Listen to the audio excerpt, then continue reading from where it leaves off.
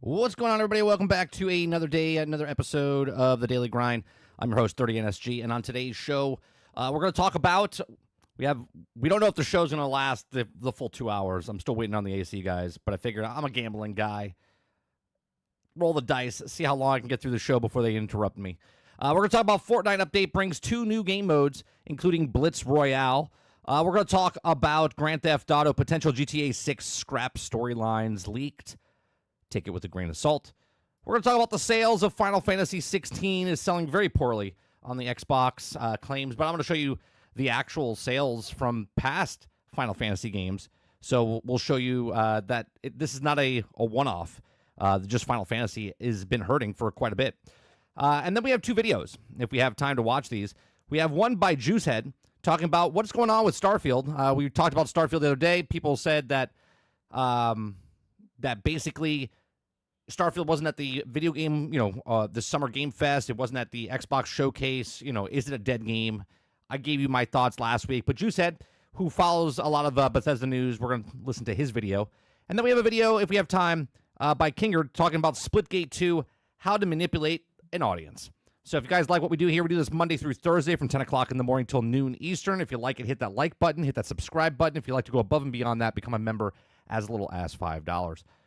What's going on, chat? What's going on, Sarge? What's going on, Titan? What's going on, Big Mo? Let's see. Mr. Z, what's going on? Jason, Hilly, Roic, Worlds, Eclipse, and Robert Jones. What's going on? How's everyone doing? All right. Let's get to the first story. I'm all over the place this morning, chat. All right, the first story is Fortnite updates brings 2 new game modes, including Blitz Royale.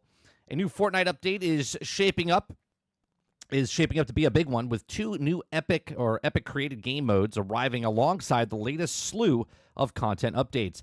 Fortnite's next update, set for June 18th, is set to final update for around a month due to Epic Games' annual summer break, but it's also delivering plenty of whet the appetite.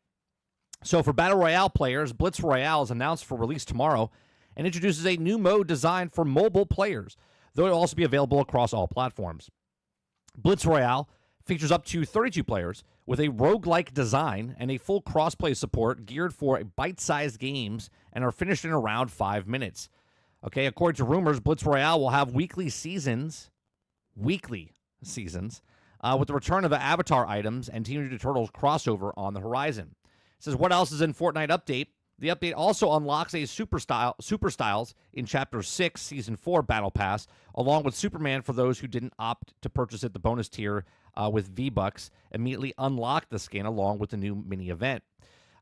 If that's not enough, the update also is set to introduce a LEGO Fortnite Expeditions, another new game mode created by Epic for those who are also lured by the minifigures.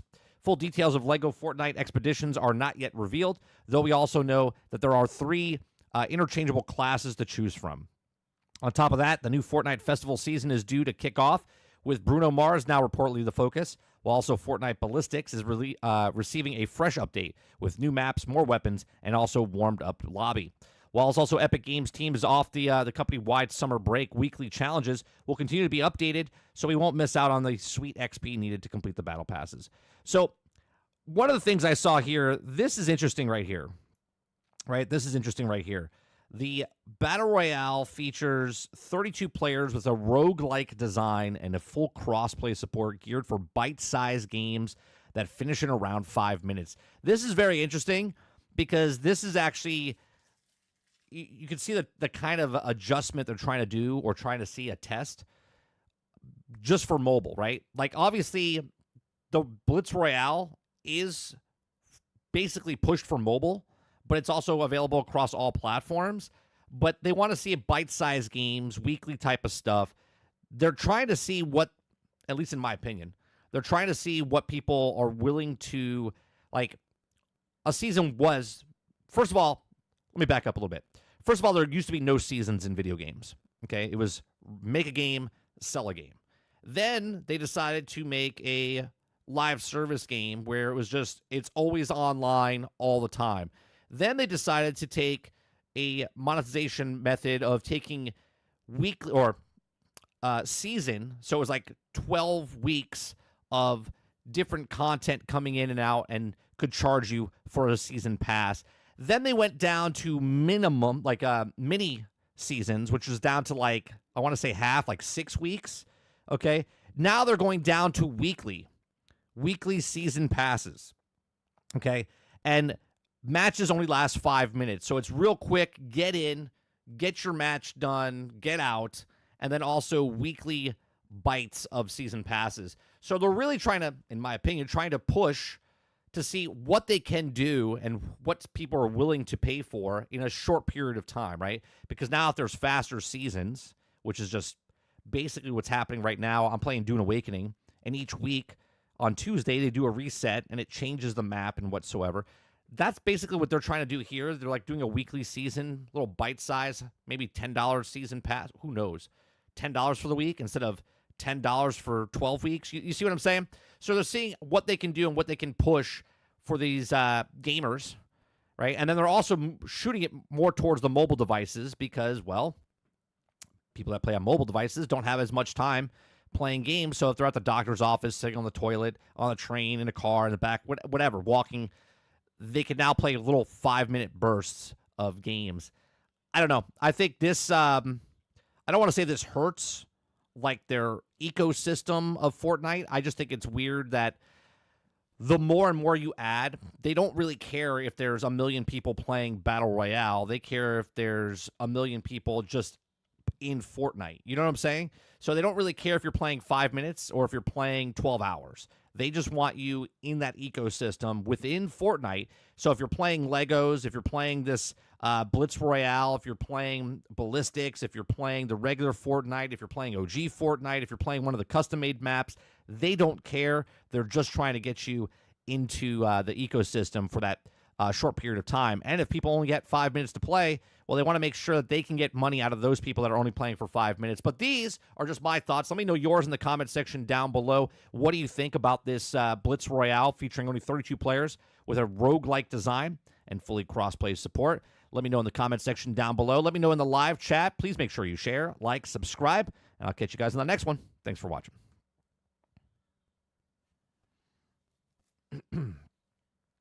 Robert Jones says mini royales used to be the shit. I think it was like 15 minutes. Well, now I feel like this is that joke, Jones. You guys ever heard of 5-minute abs? 5-minute abs, right? What about 7 minutes? Nah, man. No one's got time for 7 minutes. 5-minute abs. That's what this reminds me of. It's like you don't have time to play a video game for 15 minutes? Well, now we can get it down to 12. You don't have time for 12, we get it down to 10. You don't have time for 10, we get it down for 5. 5 minutes. 5 minutes. Eclipse says it's going to be perfect for mobile players. I don't know how many times I have friends that have played mobile, and they're just on the game for like 10 minutes. And there you go. They can put 2 games in, Eclipse. And if that feels good, then maybe they'll throw $10 at the mini battle pass that happens only for 1 week. You see? That's exactly what they want.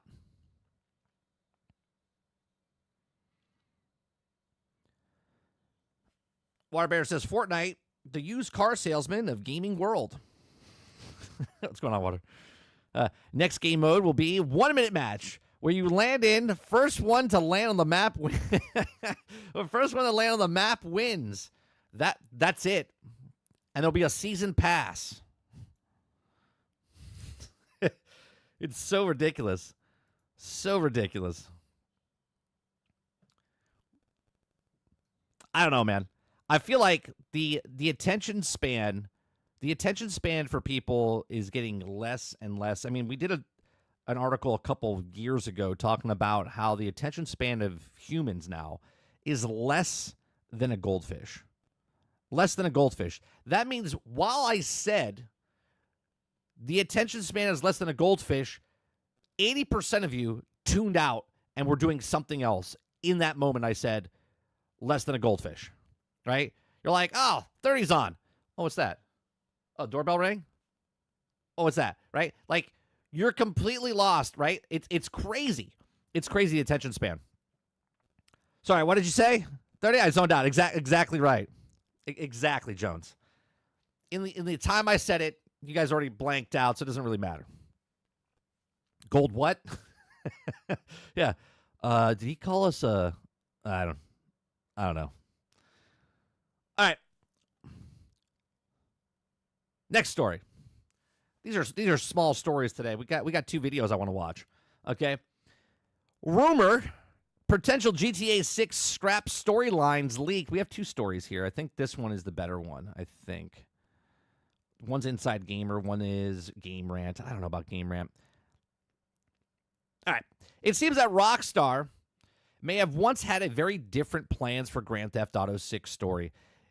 If a recent report is to be believed, assuming that Grand Theft Auto 6 meets the May 26, 2026 release date, franchise fans will have to wait nearly 13 years to get their hands on a highly anticipated open-world game. Originally, Grand Theft Auto 6 was supposed to launch in fall of 2025. Unfortunately, Rockstar Games delayed GTA 6 release date to May. First of all, did they have an original release date? See, this is why I don't like Game Rant. Right? They're just making up shit. Okay? Now, they did have a fall release, but they didn't actually, they just said it's coming out in 2025, but then unfortunately they delayed it to May 26th, but we didn't really know what the date was. There was no date. It's just a time frame, right? And they didn't really officiate that. People just speculated that. They have to wait a bit longer, expecting that they'd play still the delay should ensure that the Grand Theft Auto 6 finally launches and also do in the most ideal state possible, okay? The GTA 6 delay will also help Rockstar... Stop saying delay. Just say GTA 6 release date will help Rockstar iron out the lingering issues that the game may be suffering from. We don't know if it's suffering from anything. These are a lot of assumptions, okay? But much of it is set to stone at this point. That wasn't always the case. A report says Spotted by Comic Book makes the claim that Dan Houser once had a different plan for GTA 6 story that was ultimately scrapped in favor of the version that will also be in the finished product next year. Apparently, a previous version of GTA 6 story featured 3 playable protagonists, okay? A crooked cop, a cop's son, and someone who was the right-hand man to the Colombian drug lord. Another version of the game supposedly followed a Vice City police officer looking to avenge her mother's death and a drug smuggler. That one seems sort of like the same thing, right? So a Vice City police officer looking to avenge her mother's death and a drug smuggler. You could take what we know about the two characters in the game right now is that we know that there's a Vice City police officer. We don't know if it's Jason or Lucia, okay? Again, these are my speculations, okay? But maybe she took revenge and she went into prison, okay? And now she comes out and she's in love with a drug smuggler, which is Jason, which is also an ex-military vet, right? So it says, finally, a third version of the game said that to have been a police officer and an ex-soldier. So there you go. So what about if they combine these 2 stories? What about if they combined the police officer and an ex-soldier? We know that Jason's an ex-soldier, at least based on what the trailer is. We don't know who a police officer is, but we think she's the police officer. So they could have taken her storyline. Maybe she did revenge, and that's why she's in jail, because she took revenge. She was a police officer, took revenge on her mother, and now, and then Jason's the ex-soldier, and he's also a drug smuggler, right? Who knows? Scrap GTA 6 story leaks should be taken with a grain of salt. No shit, right? Fans should also take the claims about the previous versions of GTA 6 story with a grain of salt. Dan Houser resigned from Rockstar Games in 2020, and his last major projects of the company were Red Dead Redemption 2 and the online mode. It's entirely possible that Houser worked with multiple stories on GTA 6 during its time, but we don't know for sure. What do we know, or what we do know, is GTA 6 story will be about when the final product launches in May 26, 2026. GTA 6 will follow Lucia and Jason as they get entrenched in the Vice City criminal underworld.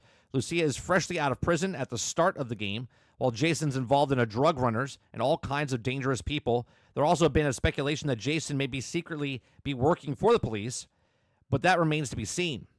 The GTA 6 story is sure to be full twists and turns, but fans will also have to wait until next year to find out more. I mean, one of them's a cop. I think that's what we can figure out, right? One of them's a cop. Lucia could be a cop undercover, or he's a cop undercover. Both. Wouldn't that be funny if they're both cops, but they both don't know? That's the twist, right? They're both undercover cops. One did time undercover, and then the other one is an ex-soldier who is now working for the police, and he's undercover as well. They're both undercover cops. Grand Theft Auto 6, undercover. I'm just a smidgen worried about Grand Theft Auto 6 story, okay?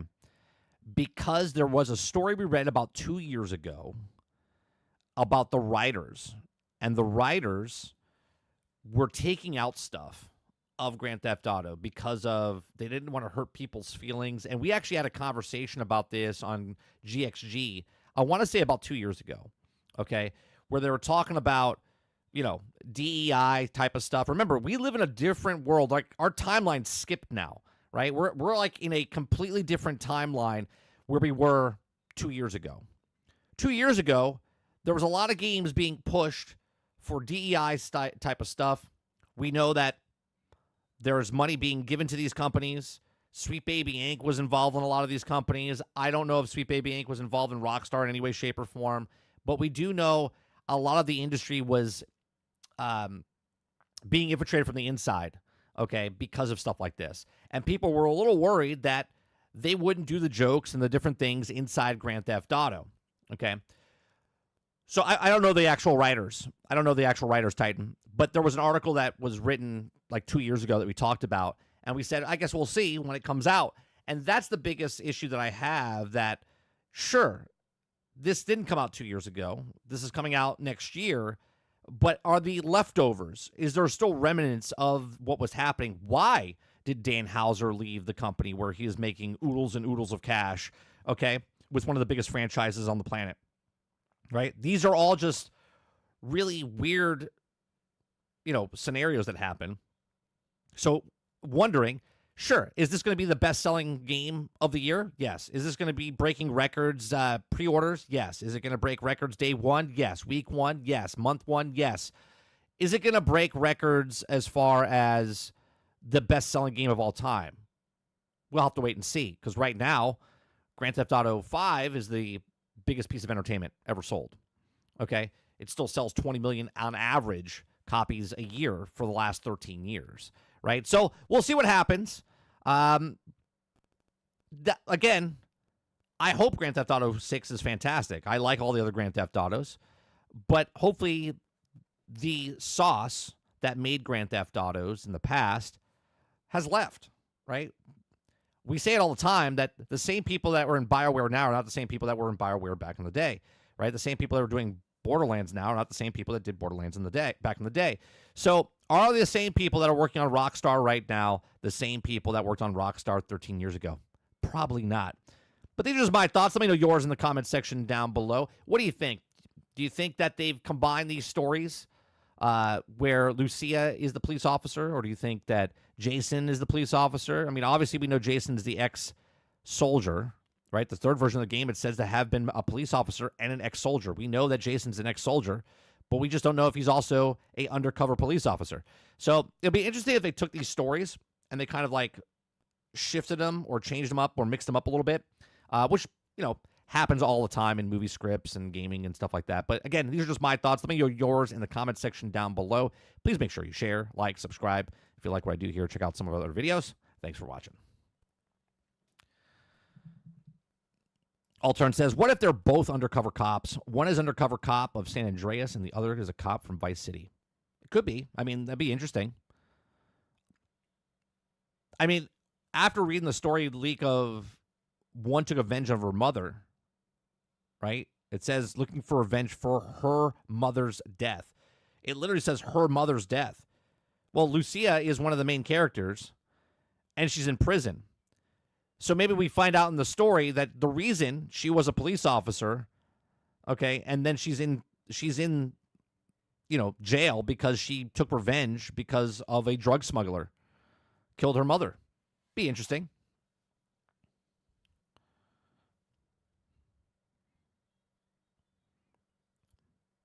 Waterbear says GTA 6, PC, Xbox, PlayStation 5, the Switch 2, May 26, 2026. Titan says, who are the writers? Not sure. Sarge says, lots, if dumb money. Altern says, somebody out there was also a time traveler, moved a chair and made every game DEI. Sarge says, the original writers of GTA are gone. We will see what is going to happen. Right, that's my biggest thing, right? All these other things we love because we were fans of the past, right? But these are new people, right? And it could be great, but we'll have to wait and see. He left for Mind's Eye? No. Dan Houser is a completely different person than the person that did Mind's Eye, right? That's another person. That producer left Grand Theft Auto to go make a new studio to try to pull one over on some people. You know what I mean?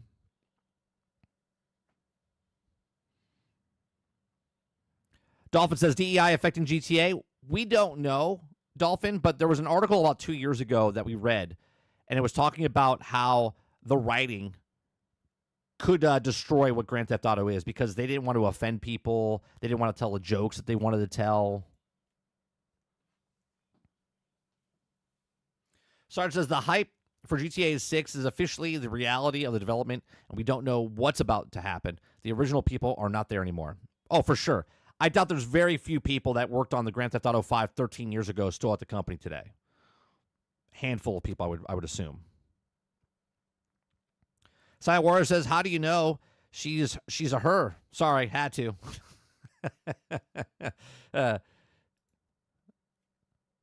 Jason is her mother's killer. That could be interesting, Jay Breezy. Right? She's undercover. She pretends she's in love with him. He finds out that she killed his mother. It could be, but she's already imprisoned. I mean, that means she took revenge already, if that storyline stays. But who knows?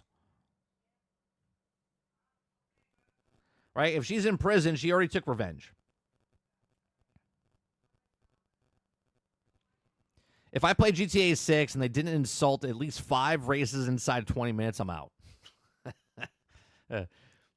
Well, they make fun of a lot of people in that first trailer they did like 2 years ago when they first showed like all the Florida guys and stuff like that. You know what I mean? They make fun of a lot of people, at least in that mini trailer they showed. Let me see this other article. If I skim through it, if it says the exact same thing. It was rejected 2 times. All right, here, let me read this one because this is saying I think a little bit different. Okay, it says it's claimed that Take-Two Interactive wasn't keen on the first 3 incarnations of GTA 6 story. After the third idea was rejected, an enormity of projects or rebooted work allegedly caused Dan Houser to step down. So here you go. This is saying just a little bit different here. Okay. So after the third idea was rejected, okay, the project had been rebooted. Work allegedly caused Dan Houser to step down from his position. Well, he'll explain why he shouldn't put all your eggs into one basket with this. Okay. Though Grand Theft Auto 6 is the biggest video game ever, it's not out of another year, but it's also eventually released. It'll also be a landmark occasion. The story has suggested we might be lucky to get GTA 6 at all, as the game has been through a tricky development cycle. GTA 6 story was rejected by Take-Two multiple times. Okay, so through Medium, it's also unproven source, which is why we're somewhat hesitant to go full board with this rumor. But there's an explanation of Rockstar behind-the-scenes work of GTA 6 is interesting to hear. The text is also translated and will also be done in the best communicating the information accurately, so bear with us, it's not perfect. The writer has claimed that there have been 3 different versions of GTA 6 script. Okay? I want to put it out there. This happens all the time in movie making. Okay? Your original script will change 3, 4, 5, 10, right? Insertions out, they'll take stuff out of the day while you're shooting. Happens all the time. So I'm not saying it's a 1-to-1. I'm just saying that changing the script and the characters and different things happens all the time based on budget, time, and what you can do. Okay? So, Fravillis said that first pitch for the story was detective story, worthy of a thriller. Centered around 3 protagonists, there was a lot of steam for this pitch, and it was in development until the end of 2016. Ultimately, Take-Two vetoed the project and cited that it was too dark and did not meet their expectations. Story 2 switched the two protagonists, a policewoman and a drug smuggler, underlining as crazy as Trevor from GTA 5. Okay? So this right here, a policewoman, we can, based on the leaks, she is not a police officer in what we've seen so far. Okay? We know that she's coming out of prison, which I think is a ruse. I do believe that she is a police, because these are actually part of the stories that we heard years ago, that there's a policewoman. But now there's no policewoman, which they could change, but I do believe that she's undercover, okay? And a drug smuggler underlining as crazy as Trevor from GTA 5, okay, which could be Jason, or it could be both. It could be swap. Lucia could be the crazy one, okay, and Jason could be the police officer undercover. So they might have borrowed something from the last stories and just switched them up. The version was in development for 18 months for the policewoman and the drug smuggler. Unfortunately, this too was eventually canned by Take-Two, it's claimed. A third prototype was born in a similar vein to the second story pitch, only the grieving priest woman was replaced by an African-American man and a former soldier released from prison and falling into a criminal underworld.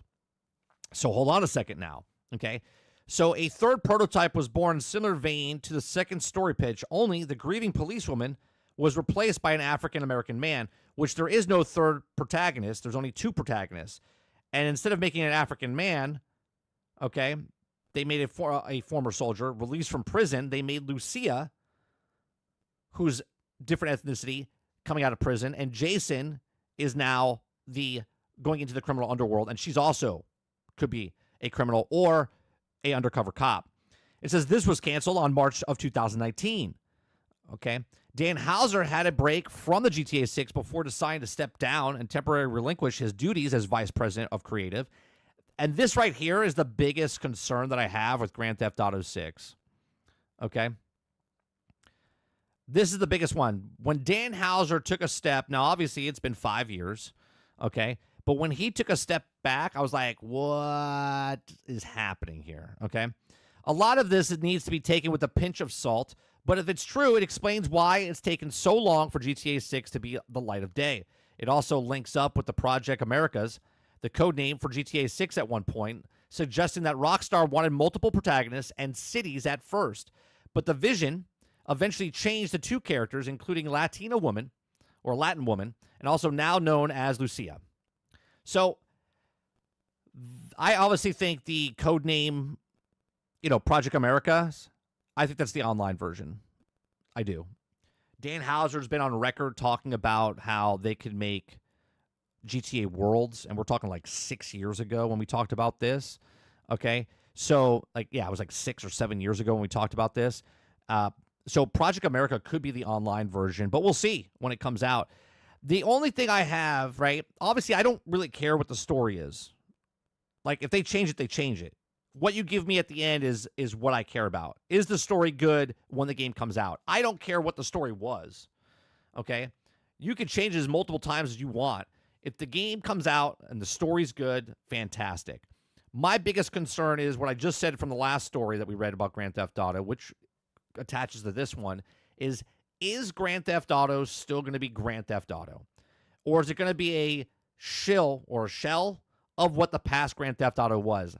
A lot of people that worked for Grand Theft Auto, past games and Rockstar or whatever, are not there anymore. Okay, so it'll be very interesting to see what happens when this game comes out next year. And hopefully the story is good. But my biggest concern, if it's not good, if the game comes out and it's just good, not great, not fantastic, not a Grand Theft Auto experience, not a Rockstar experience, then you'll look at this and go, man, Dan Houser got out for a reason. But we'll see. Here's my thoughts. Let me know yours in the comment section down below. Do you think Grand Theft Auto is going to come out and be fantastic? Do you think that the nostalgia that we have from 13 years ago and what we can still play today in Grand Theft Auto 5 and then play Grand Theft Auto 4 and Red Dead Redemption, do you think that Rockstar is still the Rockstars of the past, or are they just a shell of a company that they were in the past? Let me know in the comment section down below. Please make sure you share, like, subscribe. If you like what I do here, check out some of our other videos. Thanks for watching. Altered says, are you saying that Lucia is the crazy one because she's Latin? I mean, she could be. Have you ever dated a Colombian woman, Altern? The answer is yes, by the way. Don't even hesitate.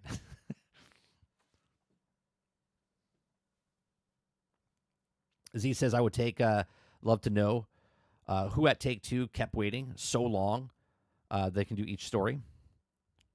Roadkill says, hey, what's going on, Roadkill? Hey, I picked up a Minds Lab Extra Pro. It's coming to Florida's beaches. I'm getting all the gold. Oh, you picked up the metal detector. Yeah, you told us yesterday. Sarge says, Dan's gotten obsessed amounts of money over the last 8 years. He doesn't give a damn anymore. If he thought there was also no backlash and there was also the money to be printed, he would also have stayed to get paid again. Eclipse says, I have, and they are crazy. I mean, experience it for yourself. You know what I'm saying? That's all I'll say. Have fun. Have fun. If you're young, have fun. Just be warned. That's all.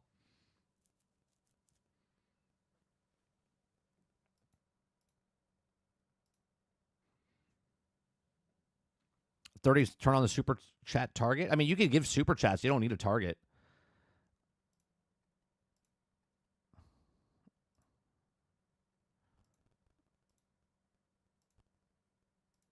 All right, I'll put it on, but you actually don't need.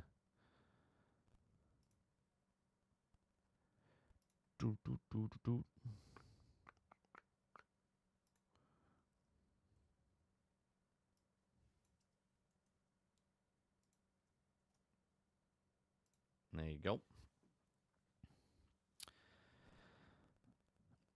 Sarge says, Colombian women equal batshit crazy. Dustin says, Warcraft Remaster, Warcraft 2 Remaster, and Warcraft 3 Reforged coming to Xbox, Game Pass, PC only. Oh, really? Where's that World of Warcraft? Slowly but surely. Slowly but surely. Let the prophecy come true. Let the prophecy come true.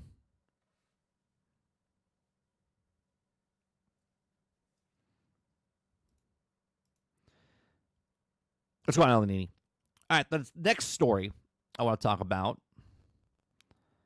is Final Fantasy XVI is selling poorly on Xbox, claims analytics firm. Okay. Now, I'm going to read the story, but I remember we talked about this. We talked about this maybe 8 to 10, maybe even longer than that. We talked about everyone's like, oh, Final Fantasy. I said, if you're a Final Fantasy fan, you probably already own a PlayStation, because if you're a Final Fantasy fan, you're probably going to get the box because you want to play Final Fantasy. Okay. And I've said, and we had arguments, okay, from certain people on the channel. I don't even know if they're still here. Okay. That they told me that Final Fantasy was selling so well, and I said, no, it has not, right? So now Final Fantasy 16 has come to Xbox. They shadow dropped it last week, okay?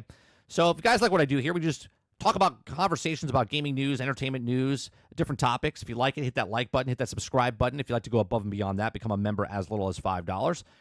Final Fantasy 16 is selling poorly on Xbox, claims analytic firm. Okay, nearly 2 years after the first launch on PlayStation 5, Final Fantasy 16 is finally available on Xbox. Unfortunately, however, it seems the players aren't even interested in the latest release of the series on that platform. Again, if you are, like, this is not just like today, all of a sudden, what? Final Fantasy? This is decades of being conditioned of, if you like Final Fantasy, you're getting a PlayStation. Right? That's where it was. So if you're a Final Fantasy person, you were getting a PlayStation and you would buy it there. And the sales weren't fantastic over there. So now if you're an Xbox fan, right, and you're a Final Fantasy fan, obviously you either own both or you never played Final Fantasy and now you're intrigued by it and then you buy it. Okay? So however, it seems that players aren't interested in the latest release of the series on the platform. According to the analytic firm, okay, Final Fantasy 16 has sold just 22,000 copies on Xbox since the shadow dropped on June 9th, which is still higher and Concord, okay, is a firm similar to Circana and Newzoo. While it's unclear how they acquired the numbers, their website states that they're committed to delivering the most reliable data from gaming industry. Well, how did you get the data? How did you get the data? How do these people get data, but no one else can get the data? That's what I want to know.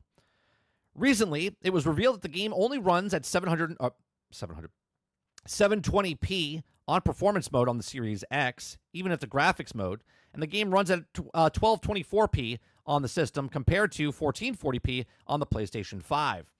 Okay? Wait a minute. Wasn't Sony the ones that said, I know it's Square Enix that makes it, but wasn't Sony the ones that said they would get the worst?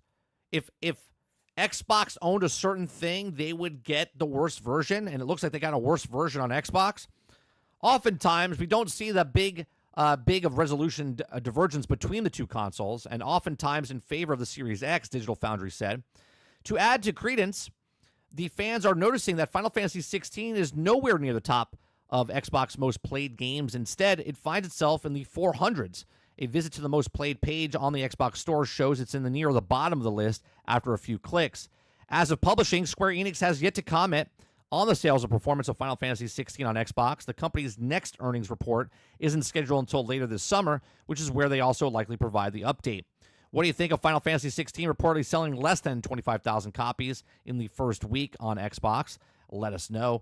Well, I want you to go, and we're going to scroll down here, because we've done this before with Final Fantasy, so this is not my first rodeo. So I want you to look at what Final Fantasy XVI originally sold. Okay, now we're talking. This is a franchise that's been around for, since NES days, right? Final Fantasy has been around.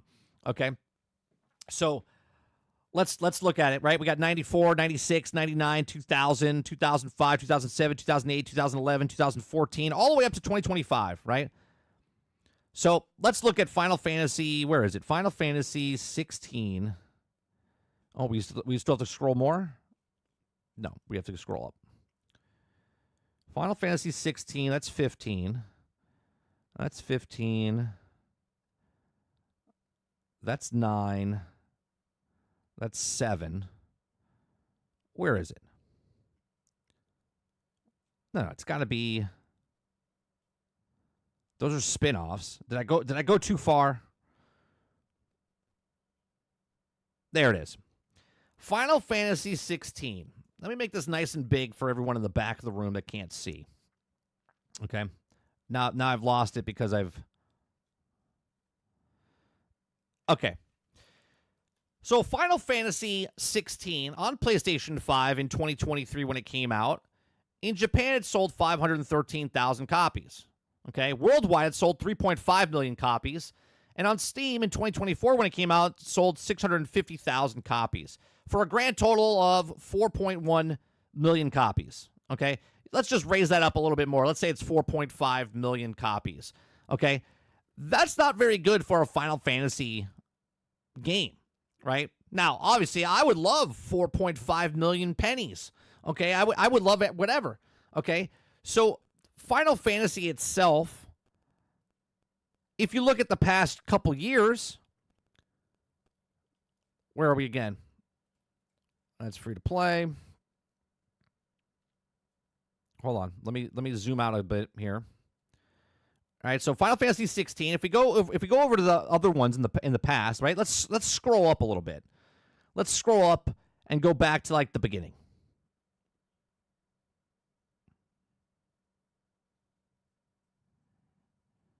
All right. So Final Fantasy in 1987, right? Japan 520, overseas 780,000 for a worldwide of 1.3 million, right? Then you have Microsoft got 80,000, Final Fantasy Remaster 510,000, 200,000 for the PlayStation 1, right? PlayStation, Xbox One had it for Stranger Paradise, Final Fantasy Origins. Got 200,000.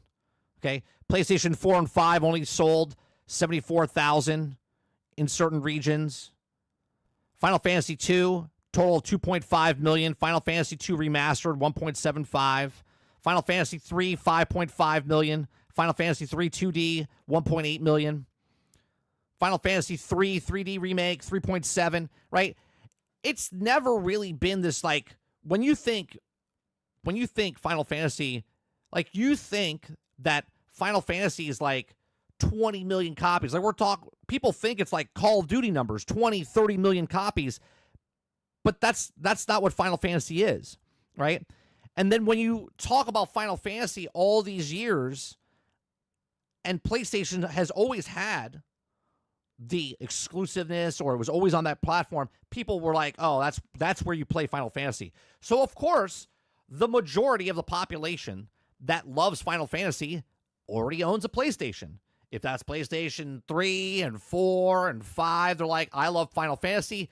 I'm going to buy a PlayStation 5 because that's where I played it. That's where I want to play it, right? That's what happens, right? So now when you take it and you put it on a console that it really hasn't been on before, now you're starting over. So the people that are playing it now are probably, I would say, a few fans, but other people are like, oh, this looks cool. I'm going to pick it up and then play it. So is it a flop on Xbox? Sure, I guess. But at the same time, for the last, 15 years, it's been, what was the other one? Was Final Fantasy 15? What was the one that was on Xbox, the boy band one? Which one was that? Was that 13? Was that 12? Which one was that? Came out in like 2018, 2019. That's the one that came out 2019. Is that 15? Okay, so that was, where is the 15 one? Let's see what that one did. That's 5. That's 4.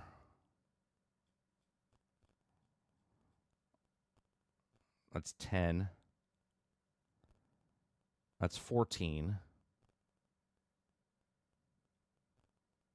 That's tactics. Okay. Is it this one? That's 13, 15. Okay. So look at the difference here, right? Look at the difference. Final Fantasy 15, PlayStation 4, 2016, 1.2 million. 1.2 million. Look at Final Fantasy 15 for Xbox One. Okay. 3.3, and then worldwide 4.5 and 2.2. Right? I think one is Japanese, overseas, and worldwide. Okay. So the first category is Japan, 1.2. Then it's 3,300. Okay. Then it's worldwide or overseas, 4.5 and 2.2, and total 5.7 and 2.3. Okay. Yes, there is a 2.3 million compared to the 22,000, but every year it's always on PlayStation. So obviously PlayStation fans, if you're a Final Fantasy fan, you're going to buy a PlayStation. And the people that already own a PlayStation have already played Final Fantasy.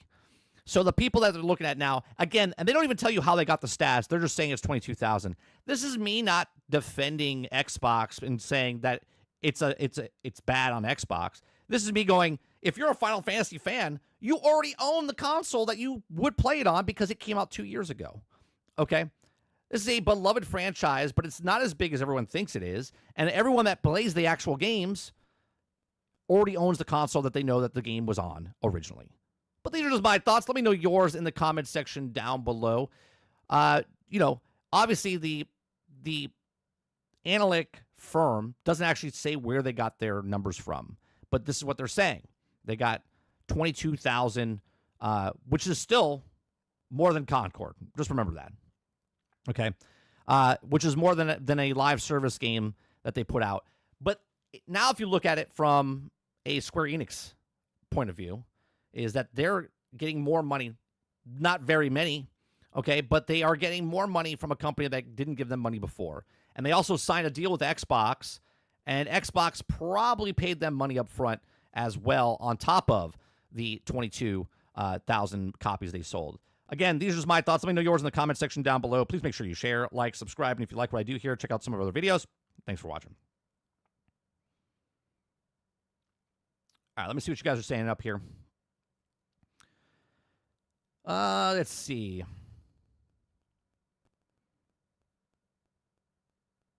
Altered says, yeah, because Xbox players don't buy games. They only buy Game Pass. This game was really good. Sarge says, Final Fantasy 15, too many games, and this is Final Fantasy is not pushing ahead of the other titles. Water Bear says, what do you mean? It's selling like hotcakes. Brain Eclipse says, it didn't even sell well on PC. It's a trash game. That's it. Silent Warrior says, 2+ years. Love the content. Appreciate that. Thank you very much, Silent. Oh, 2+ years. Love the content for Final Fantasy. Gotcha. Altern. Eclipse says, it's PC. It doesn't even run. My brother tried to play it on his PC. The game didn't even boot. It crashed instantly. That's always great. El Nini says, got platinum on PlayStation 5 already. That's right, El Nini, because you're a Final Fantasy fan, so you play the game on the console that you know it was on. Was it off user reviews? They didn't even say that in the article.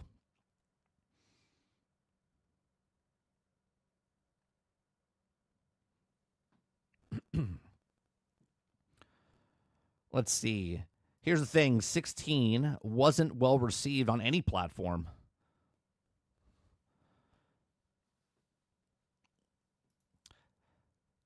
Seven Remake will definitely do well on Xbox, though, because, well, it's 7. Speaking of Final Fantasy, Sarge says, can they finish Final Fantasy VII Remake already? Jesus. Z says, Final Fantasy was a huge back in the day until you had the other stuff to play. That's also another good point, Z. There's so many other things. Like, when Final Fantasy came out, there wasn't anything like Final Fantasy. But since Final Fantasy came out, there's a shit ton of things like Final Fantasy.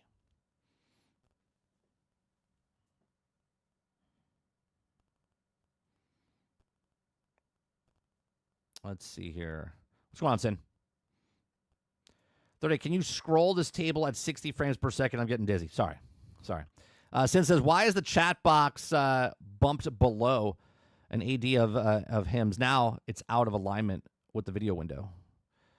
The chat. Are you talking about this? You talking about this window here?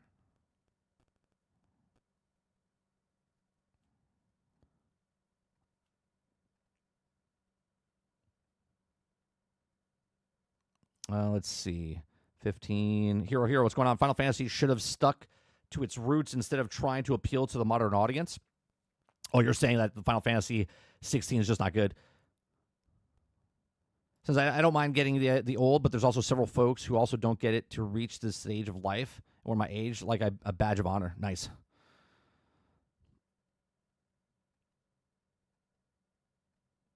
El Nini, yeah, Sarge is a huge Final Fantasy guy. When we were kids, he loved that. I used to play Final Fantasy. I played up until, I want to say the last one I played was on the PlayStation 2. I was in college the last time I played a Final Fantasy. I fell off.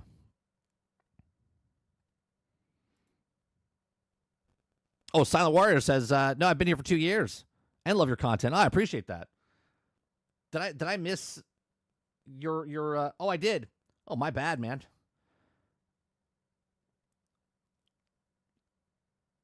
I thought that's what it was, and then I was like, there you go.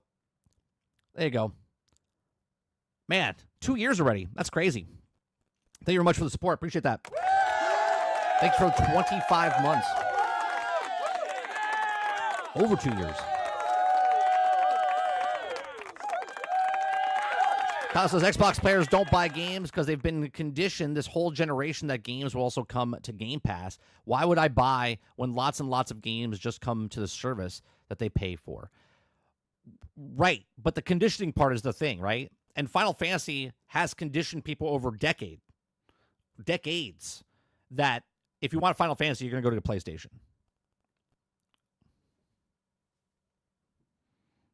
What's going on, Quest? Quest says Final Fantasy 16 is a good game. I'm surprised it's not more popular. Overall, it's not even popular, right? Overall. Here, let me scroll back up. Final Fantasy 16 again, right? Only 650,000 people played it on Steam. 3.5 million only worldwide, which is pretty crazy. So 4.1 million copies sold. I mean, I'm not shocked about it now. 2 years ago when we talked about Final Fantasy, I forget why. I think we were talking about 7 or something, whatever came out. And people were like, oh, it's not selling very well. And I was like, what's not well? And then I was like, holy Christ. I thought Final Fantasy minimum sells like 10 million, 15 million. It doesn't. Oh, you're talking about chat box in YouTube. Okay, Sen.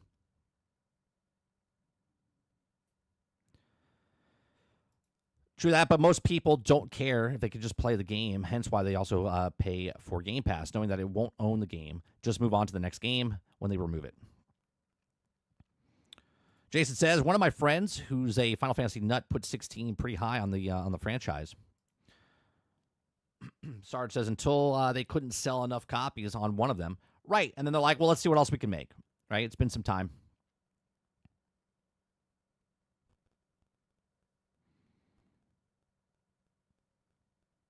Very true. I think the first Final Fantasy was the Xbox was 13. Yeah, let me go up. Let me see what 13 was.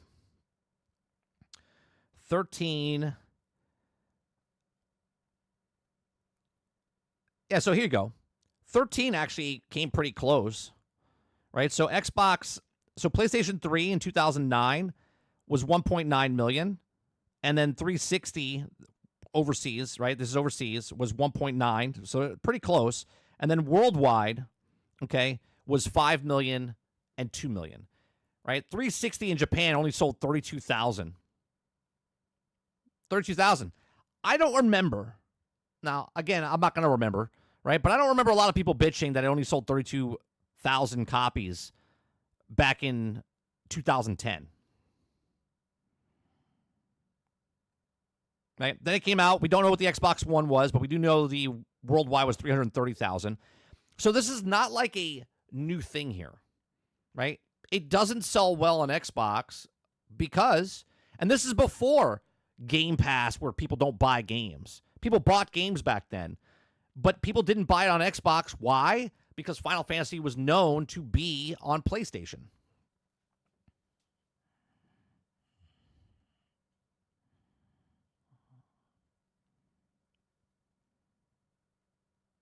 World says, yeah, I was one of those Final Fantasy fans who thought this is Final Fantasy. I'm not buying this. Got my PlayStation 5, bought it on sale. Amazing game, even though it's not the turn-based.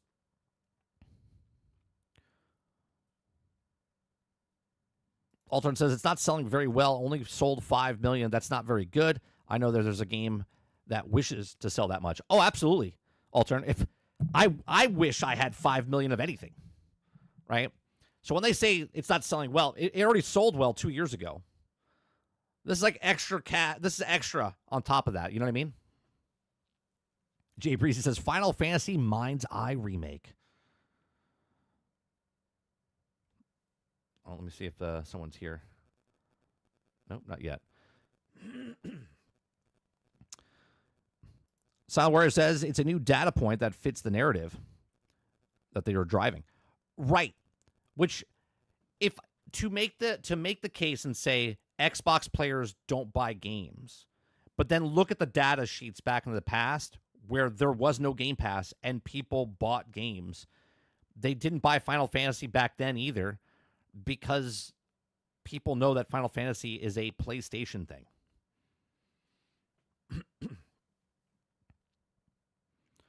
Argus says, the average gamer buys between 2 and 4 games a year utilizing the Game Pass. I can spend the same amount and them also getting basically every game that comes out of the year by also utilizing Game Pass. Rogue says, when Final Fantasy stopped doing the turn-based stuff, lost some of its identity, and they also done okay with the job with also the new mechanics, but Expedition 33 shows that turn-based is still popular. Another nice point there, Roic, right? Final Fantasy, a lot of people, it lost its identity because they changed it so much from what it was to what it is today.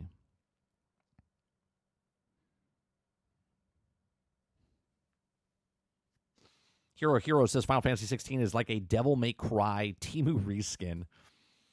Jason says, I'll say this, if Final Fantasy VII Remake was turn-based, I wouldn't have picked it up. It's going more action-based, was also a selling point for me. Well, let me see. Final Fantasy VII, let me scroll back up here and see what 7 did before they changed it to what it is today, right? Final Fantasy VII in 2004. There's so many different, there's the remake, there's a thing, there's that. Okay, 7. Okay, just Final Fantasy. I'm not looking at all versions, just the original. PlayStation 1 Final Fantasy 1997, 3.4 million. Overseas, 5.8, and a total of 10 million copies. Okay, 10 million copies of Final Fantasy 7. That was turn-based. Okay, that was the turn-based one. Okay. Now we go to Final Fantasy 7. Let's see. Final Fantasy 7 Remake, PlayStation 5. Okay, so this is the remake. Let me bring this up on the screen. So this is the Final Fantasy 7 Remake, which is 2020, 2021, 1.4, 3.6 overseas, 5 million total, which is half of what the original Final Fantasy sold worldwide. When the original Final Fantasy came out was 10 million. This is 5 million. Okay. Then when it went to PlayStation 5 in 2021, it only sold 77,000.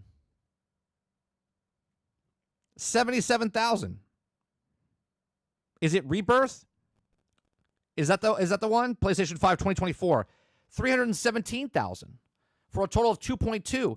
So look at the difference between originally Final Fantasy VII, the original, sold 10 million. Then Final Fantasy sold half that and then sold half of that. Right? So Rebirth sold half of that, of the original, which is a remake, which is from the original.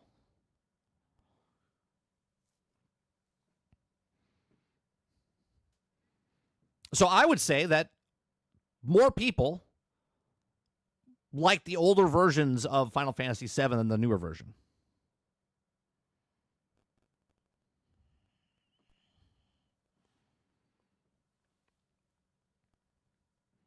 All right, Final Fantasy XVI is a movie game.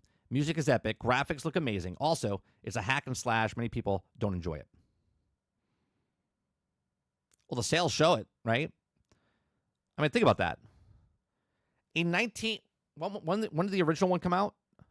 The original one came out 1996, 1997. 10 million. 10 million. Less gamers back then, by the way. Less gamers back then. More people bought the game.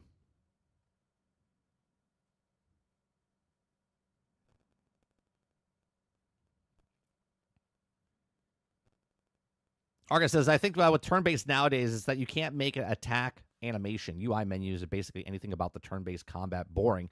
You have to have a flashy moving everything. Rourke says they needed to innovate the turn-based combat instead, just scrapping it all together. Right, Expedition 33 is shown them that you could have kept it the way it is. Argus says, so Expedition 33 nails the turn-based because it's very flashy and very heavy animation for all the stuff with the camera angles and also flaring everything, also even the menus and turn-based. Yeah, it's very good. It's very good. World says Final Fantasy VII Remake is a mix of turn-based and hack and slash. Would have thought I hate it, but it was great. Options to pick from in the menu is flashy. This is how you also have to do it. Krebsy says, so the Xbox sales are low because people are conditioned that Final Fantasy is on PlayStation. So this explains how Forza is conditioned people that is on Xbox sold around 1.5 million 1 week on PlayStation. What is your argument, Krebsy? What is your counter argument to me? When you say Final Fantasy, right? One, we don't know the exact sales from this firm. They're going based off reviews and not actual sales. Okay. Second, would you deny that Final Fantasy is not known for PlayStation?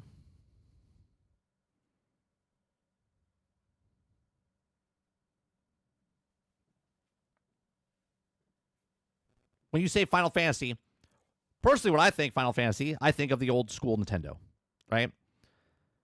I still whistle every day the Final Fantasy theme song in my head, okay? But I think PlayStation.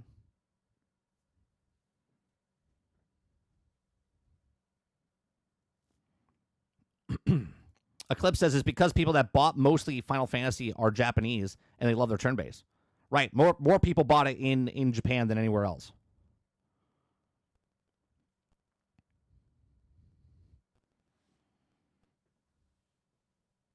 That's another thing, Sarge. Less games back then as well.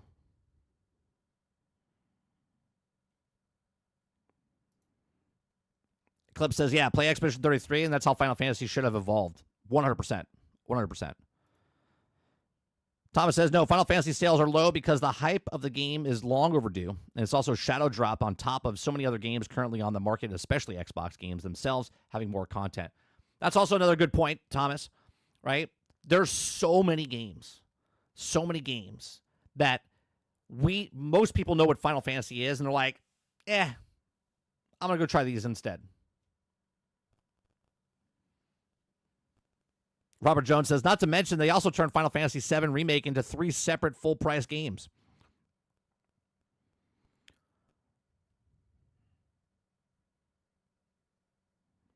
Roic says, the difference between Final Fantasy and Forza is that Forza has never been on PlayStation. El Nini says Final Fantasy VII solidified PlayStation and Final Fantasy. 100% El Nini, right? I'm telling you, more people, when you say Final Fantasy, if you're a Final Fantasy fan, you own a PlayStation. When a new Final Fantasy game comes out, you're going to play it because you're a Final Fantasy fan and you know that they're going to have the game. Argus says Final Fantasy has always been associated with PlayStation as far back as I can remember, and most people think PlayStation with Final Fantasy. Also, most people don't like turn-based games in the West, with few exceptions. Yeah, when it comes to turn-based games, the only ones that I've also played in recent years that also didn't feel overwhelming were custom quest games, Echo Generations. Yeah, I stopped years ago with Final Fantasy. I dabbled into the Final Fantasy 15 when Sarge had it. I played it at his house for a bit, and I was like, yeah, I'm good. I don't need it. Roic says Final Fantasy is the only reason I have a PlayStation. That's correct, because you love Final Fantasy, and you're like, you know what? That's a must buy for me. That is a system seller, okay, for people that are Final Fantasy fans, right? They announce a Final Fantasy, someone's like, I'm buying a PlayStation because of that. 100%. Obviously, PlayStation knows this. Sony knows this. Hence why they had that deal with them.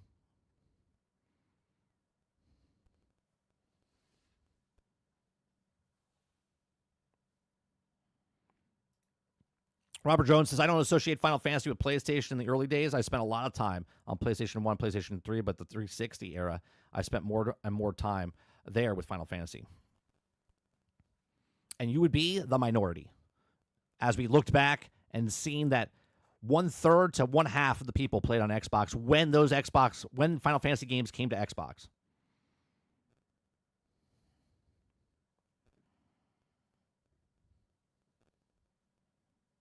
Thomas says, I'm a Final Fantasy fan and didn't buy a PlayStation 5 for it, nor second remake. Yeah, but Thomas, you were saying the other day that aren't you just like upset with them, and you won't buy a lot of things now, and you're more tempted to buy stuff?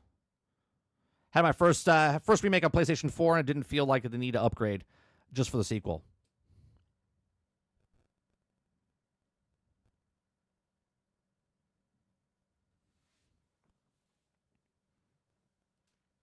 No, I buy Final Fantasy. So you buy Final Fantasy, but you didn't buy you didn't buy Final Fantasy for the PlayStation 5.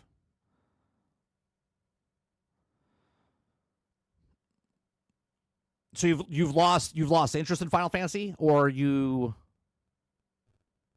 didn't buy a PlayStation 5 because of Final Fantasy. You haven't bought a PlayStation 5. Is that did I read that correctly? Final Fantasy, I didn't buy a PlayStation 5 for it, nor the second remake.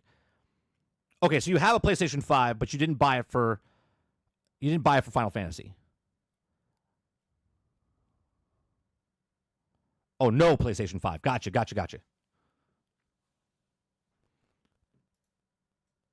Argus says, I literally got together with my two others of my fellow mods and get Ginger Prime a PlayStation 5 shipped to him as a surprise to make sure that he would be able to play and talk about Final Fantasy 16 on launch. Final Fantasy and PlayStation go hand in hand. Yeah. I mean, look, I know this, and hence why the sales know this. Sony knows this. This is why they got the deal, right? Now, obviously, times are changing. Square Enix knows that they have to put it out there as many people as possible, hence why they put it on a mobile device. That's why they put it on Android and iOS, and that's why they're putting it on the Xbox, and they're trying to put it as many places as possible. Hero says, Rebirth was ass. Legit minigame, simulator, open world, fusion frenzy. Yeah, so I don't know. I would like to know. See, when I look at this story, when I'm looking at this story, I want to know where they're getting their sales from. According to analytics from these guys, where do they get their stats from? Are they getting it from reviews? Are they getting it from where Google says interaction and good or bad conversation that's where they're getting it from? Right? Like, where are they getting their stats from?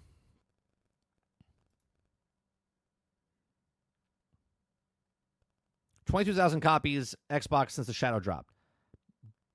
How do they keep track of sales when nobody else can keep track of sales?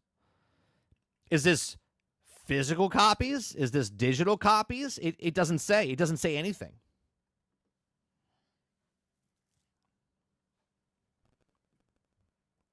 Is this total copies?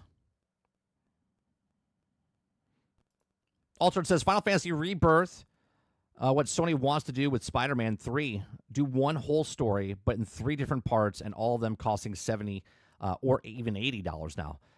Yeah, that's not going to fly too well. If they next Spider-Man game, and I said this when they first announced it, if they break it up, that's going to be awful. What you would have gotten before for the one price of $60, then $70, now $80, now you're paying $240. That's not going to go over very well.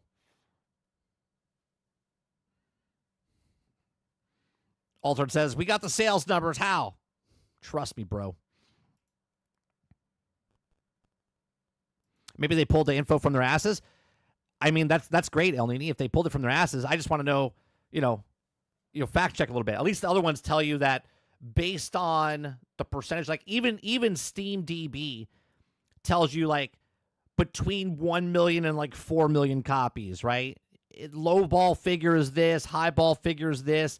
Hell, Ginger Prime, when we went over his video for Dragon Age Veilguard, he did what the sales are based on the percentage, and it came out, and then 6 months later, it came out to exactly almost spot on.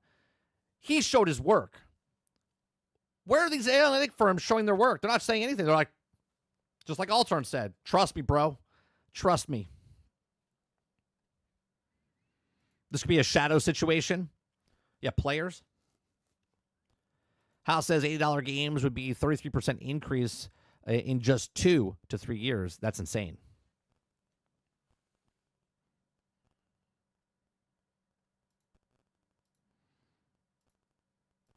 All right. Let's go to the next story, which is Borderlands. Speaking of $80 games, right? Borderlands 4 will not cost $80 despite misguided executive comments.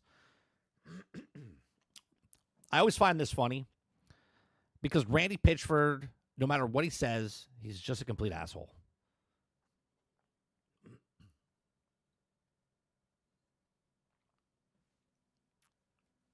Even when he comes back, it said something, right? So Gearbox CEO Randy Pitchford previously said a real fan would find a way to make a higher price work. Okay. If you guys like what I do, we talk about gaming news, entertainment news, other topics. If you like it, hit that like button, hit that subscribe button. If you'd like to go above and beyond that, become a member as little as $5. Make sure you hit that like button, okay? It helps us out. It takes 3 seconds to hit that like button, less than that. It's a blink of an eye, and it helps this channel grow. Okay, so Borderlands 4 is the latest entry in the Gearbox Software popular looter-shooter franchise. It's available to pre-order now for $70, a good $10 less than many assumed it would cost. Look, I don't know about you guys, but I'm not a complete fucking moron when it comes to I remember stuff, okay? Games shouldn't even be costing $70, let alone $80. And now when you say that you're not making an $80 game and we're the good guys here because we're making a $70 game, I don't think so, okay?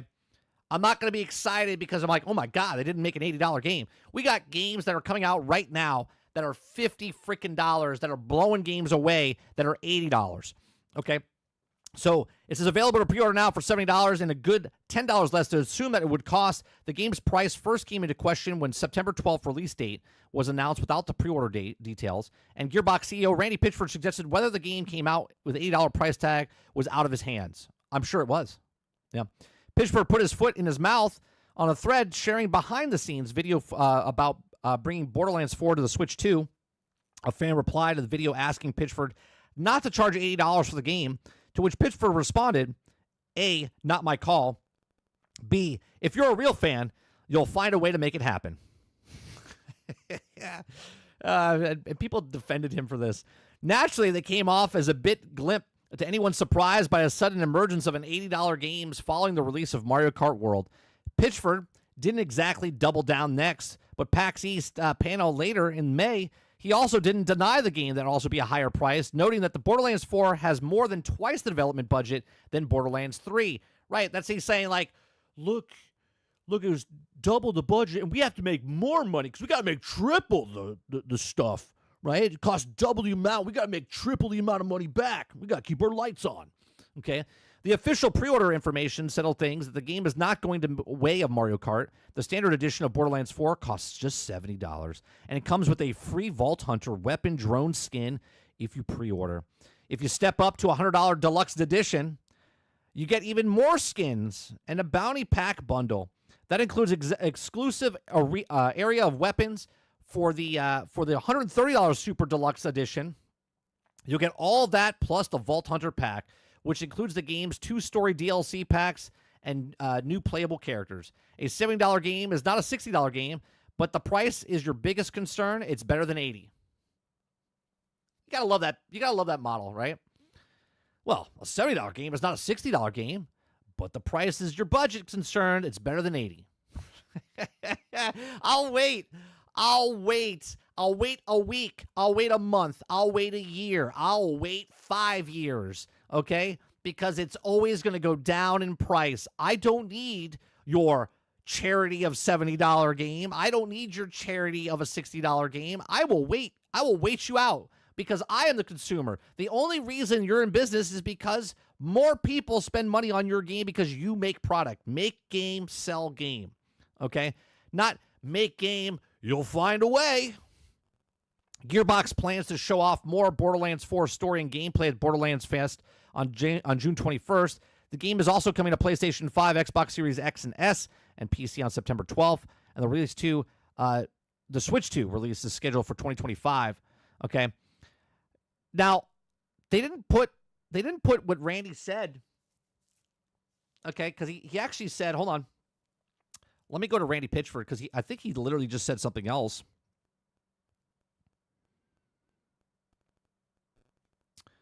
Let's see. Okay, big news. No price increase for Borderlands 4 Standard Edition launches. Not $80, but it's $69.99. And that's showing you. So please show them. That's it. That's what I wanted to see. Okay. So do you see they did us a solid. They did us a solid, chat. Randy Pitchford went to bat. He said it. Remember, A, not my call. 2, real fans will find a way. Then he comes back and says, they're showing you, so please show them. You can find links to pre-order Borderlands 4. Because you gave me the price that it wasn't $80, now I'm supposed to run out and find this? Okay? Come on. Come on. The wording of the way he words things is like someone needs to double check his stuff, okay? They're showing you, so please show them. Oh, thanks for the $10 discount. Thanks for making games back to 70, which it was until Nintendo came out with the $80 version. And now everyone's following suit. They're like, well, see, they gave you that discount. It's like what they do in the microtransaction stores. They're like, this cost $140, but now we're giving it to you for less. Oh, you're so kind. You're so kind. Okay? I will wait. I will wait, Randy. Okay? I don't need your game when it comes out at launch. I don't need your game when it comes out a year from now. I don't need your game at all. At all. There is thousands and thousands of games. Just because you make something doesn't mean people have to buy it. I make a podcast every single day for 2 hours. Some people show up, some people don't. That's just the way it works, okay? I don't guarantee anything. So stop with this. They're showing you, so you show them. Yeah, I'll show them something. I'm not going to buy your game. I'm not buying your game. So don't worry about it. But these are just my thoughts. Let me know yours in the comment section down below. Are you so excited now that it was going to break your bank? You're like, you know what? I wasn't going to buy it at 80, but now I'm going to buy it at 70. But you know what? They did such a good job. I'm going to buy the $130 version because they went down to 70. Let me know your thoughts in the comment section down below. Let me know your thoughts in the live chat. Please make sure you share, like, subscribe. If you like what I do here, check out some of our other videos. Thanks for watching.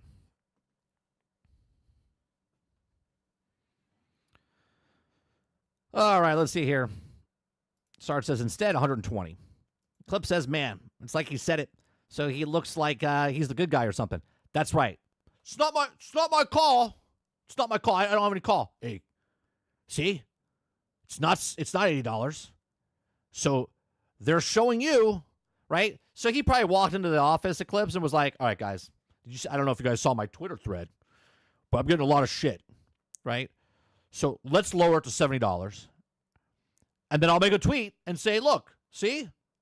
I did something for you. I got it down to $70. That's what it feels like.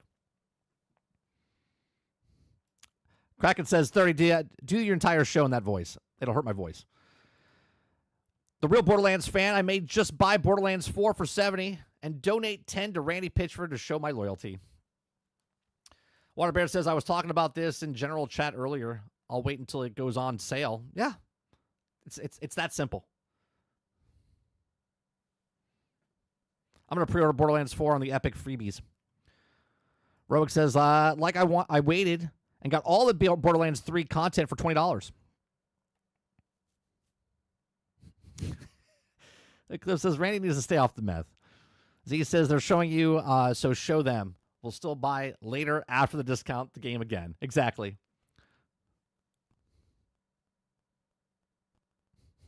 Dolphin says, show them these nuts. Show them these nuts. Z says, actually, I'm having fun with my games. I will wait for Game Pass. Crazy says, Randy wants to be the magician so bad he pulls shit out of his ass all the time. Altern says, I wasn't going to buy a $80 game or a $70 game or a $60 game or not make it long, and I would buy it to $15. So what do I look like? Travis to pre-order shit day one. I wish there was a way to tip the devs. I have some tips to give to Randy. Borderlands 4 is going to have multiple season passes and DLCs like 3. They will show you. Of course. Of course.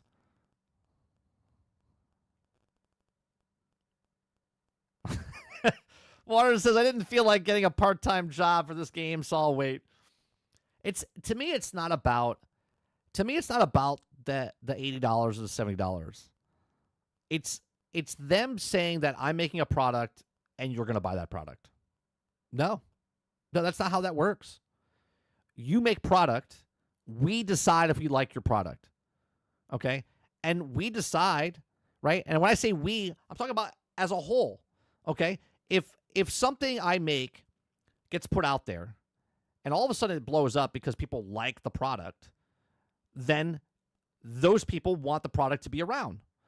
If someone makes a product and they're like, we're not buying that product, then we decided that we didn't like that product, and they go bankrupt. They close down. It failed. That's what happens all the time. All the time. But for some reason, all these companies think that, well, we worked hard. We made this game. You have to like it. No, that's not how that works. In my opinion, Borderlands 4 is worth more than Outer Worlds 2.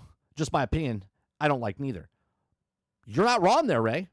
Right? Outer Worlds 2 shouldn't be $80. But their play is make the problem sell the solution. See, they're making their games, and I've said this before they even $80 games came in. I said if they keep raising the prices of video games, Microsoft is laughing because they'll say, yeah, games cost $200, and they're like, well, you can pay Game Pass for $20, right? They want you to come to Game Pass. They're making the problem by selling Outer Worlds 2 for $80 because people are like, I'm not paying that. I'll pay $20 for this month just to see what it is.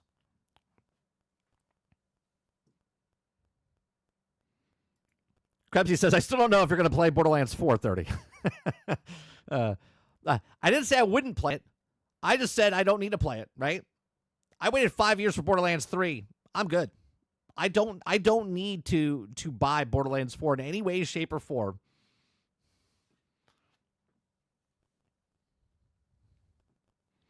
Titan says, I agree, because Borderlands is a much bigger franchise. Hal says, honestly, I think there's going to be a lot more pushback on this $80 crap that people think. Look, games should not be costing $80. They shouldn't be costing $70. They shouldn't be costing $60. The problem is they want all the money. All the money. I can mark up something. Okay? Let's go bare bone. Okay? Let's talk about a chicken egg. Okay? An egg is laid every single day, about 80%. If I have one chicken, okay, and I'm laying one egg a day, and the feed that I put into that chicken and all the stuff I put into the chicken, that egg costs, let's say, 32 cents. Okay? 32 cents. But now I can sell that egg, and I go, you know what? I'm going to sell it for 75 cents. Okay? Even though it only cost me 15 cents with the feed over the month and whatever else for the thing, cost me 32 cents. I could charge you 32 cents, but I'm going to charge you 75 cents per egg. Okay? And then someone buys the eggs from me, right? And they paid 32 cents, but now they want to charge $1.50 for the same egg. And then someone else gets that egg, and they're like, well, I'm going to buy that egg from you, and then I'm going to sell it, right? That's great. That's capitalism, what it is. Okay? But to tell me this egg has to cost $3, and you're like, what? What are we talking about? I don't need your egg. I don't need your egg.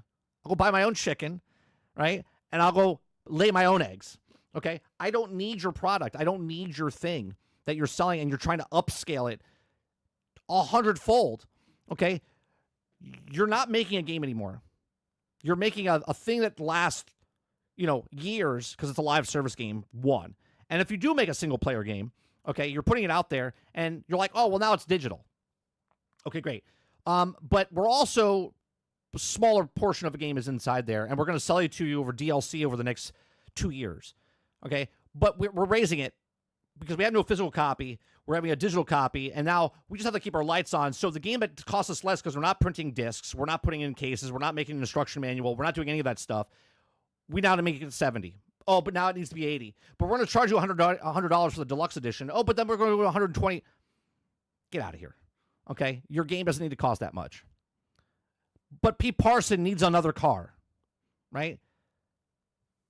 Android Wilson needs another yacht. That's where that money goes. Not to the devs, right? To the corporations and to the big wigs and the CEOs, the Bobby Kodaks of the world, all of them. They don't put that money back into the business to make it a better business. They just keep raising the prices and going, oh man, how much can I make? Ray says, I rarely buy a full price game. Last time it was Unicorn Overload. Even Wukong and Helldivers too. I got at least 15% discount on Green's Gaming. Titan says, I've seen plenty of pushback on Mario Kart being $80, but it has a bundle option with the Switch too, so it leans pushback a bit.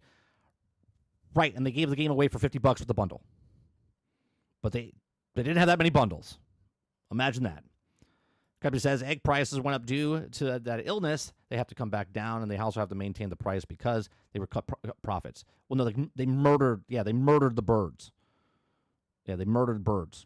100 million birds.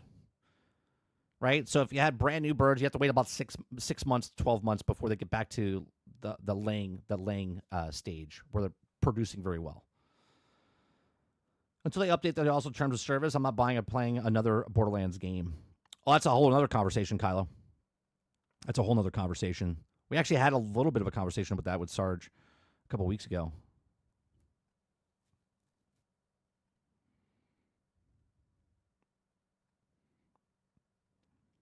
Did you see that the requirements to play? I'm posting in Discord. For what? For what game? Let me see. Requirements to play. What game is that for? Breezy.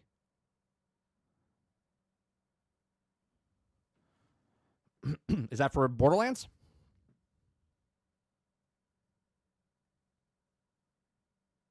Oh, Borderlands 4.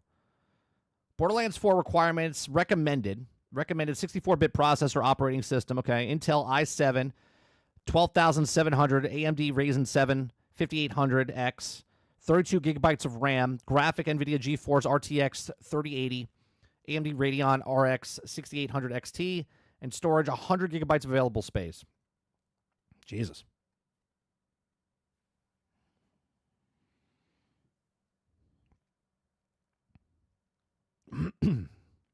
Yeah, that's pretty crazy.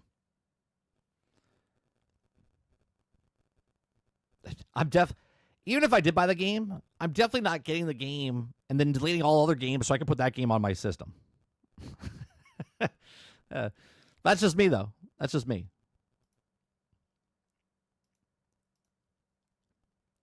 All right.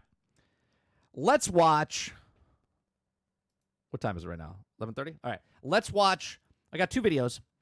One's 10 minutes. One's about 11 minutes, I think. So that'll take about 20 minutes apiece. Yeah, one's 11:45, and one is 10 minutes and 46 seconds. Okay, let's watch the Kingert, friend of the show. He's got a video out. He had two videos. This is like a two-parter, I guess. I didn't see either of them, but I'm watching this one. How to manipulate an audience, because he had two for Splitgate. Okay, so we're gonna watch this one about Splitgate. We've been talking about Splitgate for the last week since the guy got on stage and whatnot, and it was over a week now, right? Yeah, it's over a week. So we'll talk about this as we go. All right. So if you guys like it, hit that like button. Go over to Kingert's channel. Hit that like button. Link in the description down below as well. So let's listen to this. Since my last video over Splitgate 2, I've thought, I've pondered. I've been so baffled by what I've seen surrounding its marketing, I'm doing the unthinkable. Making a second video in a row on the same topic. In a row? That's crazy.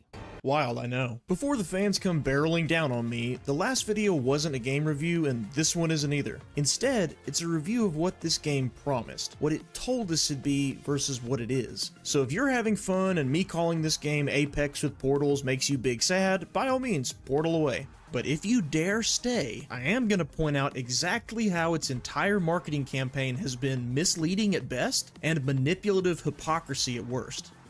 Why does he have a baseball bat? Can I ask that? I never even mentioned the baseball bat.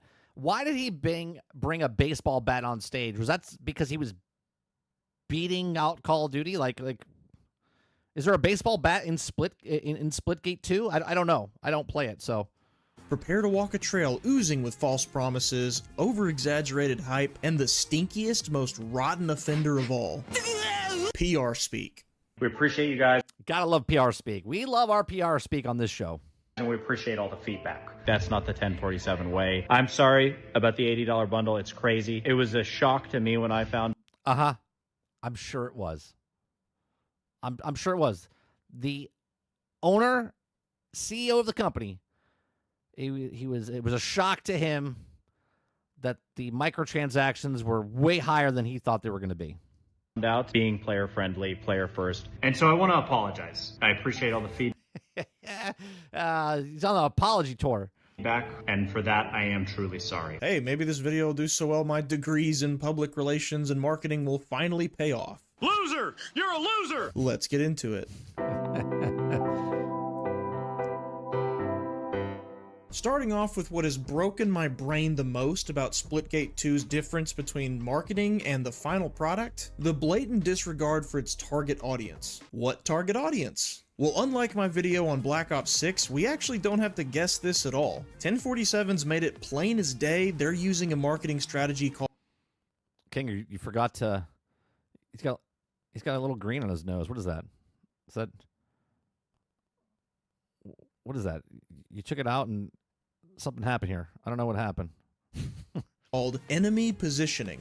This is when to promote... Sorry, let me rewind. They're using a marketing strategy called enemy positioning. This is when, to promote the relevancy of your own brand or product, you spotlight or sometimes create or hyperbolize an enemy to oppose. Right. Call of Duty is the enemy. We are the saviors. I talked a little bit about this, about they're the bad, like, they're the good guys, and Call of Duty's the bad guys. I said this last week. Enemy positioning isn't inherently dishonest. Sometimes it's perfectly valid, like ad campaigns for cleaning supplies. Bad smells are the enemy, buy this to get rid of them. Heart disease is bad, buy this healthy food to stay healthy. Here's a plumbus, buy this to... But sometimes it can be used... stay healthy. Here's a plumbus, buy this to... But sometimes it can be used... All right, give me a second. Give me 1 second. I got someone here. You gotta love when I have gutter guys coming today, and they were supposed to come here at 2. I'm not wearing a watch, by the way, but it's not 2. It's 11:30. But let's continue with the show. Used dishonestly. Like if the enemy, if it even exists, isn't really as bad as the brand claims it is, or in the exact opposite and more relevant to today's video, the enemy is real, but the brand is not the hero to oppose them as they say they are. When it comes to Splitgate 2, they tell us exactly what enemy that they're positioning as their method of trying to promote their own relevancy. Modern, high-profile FPS games. We are disappointed with the state of the genre. We do feel that the genre is in a bad state, and we want to make... Now, I said this the other day. They're upset with the genre, but yet they do the exact same things the genre is doing right now. High microtransactions. FPS games as amazing as possible. They wanted to attract the players who grew up playing Halo. I'm just putting this out there as a guy who's been a fan of Halo for so much of my life that my first word to successfully read out loud in front of my family was... Those who are tired of playing the same Call of Duty every year. In case Activision Blizzard hadn't already persuaded us that Call of Duty had turned into a conveyor belt of generic products in the gaming space, and the ones who wish we could have Titanfall 3. Yeah, dude, I gotta re-download Titanfall. What are we doing? I mean, we just got word that Titanfall 3, the extraction shooter, just got canceled, so not like we're gonna get our Titanfall fix from another game. Their ideal customer is somebody who thinks FPS games aren't as good as they used to be. Maybe their fondest Battlefield memories are from Bad Company 2 or maybe Battlefield 4. Players that are aged at least in their mid to late 20s. And if you've seen enough of my content and it resonates with you, especially about FPS games, you too are the target audience. They see how unhappy the internet has become with a lot of high-profile FPS games, and they thought, we can be the ones to win over this angry, nostalgia-filled demographic who prefer the genre as it was 10 to 20 years ago. And what is the easiest way to get attention from our demographic? Well, if the most popular gaming YouTube trends are any indication, it's simple. Be critical of modern games. And this sounds great, finally, a studio that shares our ideals, that get where we're coming from. Let's support them on this alone. Right, this is what they were trying to do, right? We're the good guys. Call of Duty is the bad guys. EA is the bad guys. Okay, we're going to give you what you want, and this is what Splitgate's banking on, right? They're trying to be like they're the Rebel Alliance, and the Dark Empire is Call of Duty. Alone. Until you remember that without the walk, the talk is no different from Mr. Krabs. Cheap. We want to make FPS great again. Okay, Splitgate 2, let's hold you up to the light to see just how different you really are from other modern FPS games. Remember, you made us do this. You're the ones who said your game was going to be different and all your competitors are garbage. I didn't say that, you did. Let's list out some common traits in the genre today, not focusing on what's good and bad necessarily, just what's there.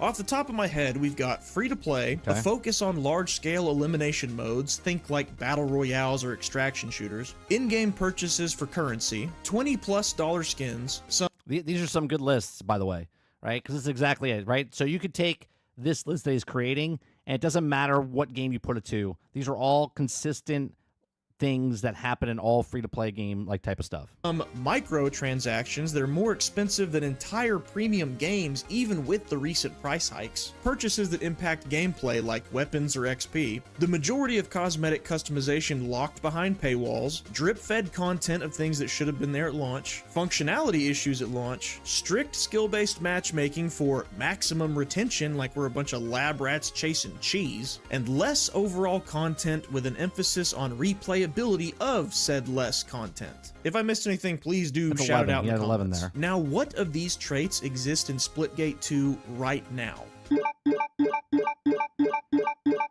Oh, damn. So 1, 2, 3, 4, 5, 6, 7, 8. 8 of the 11 they have, but they're different. Super different.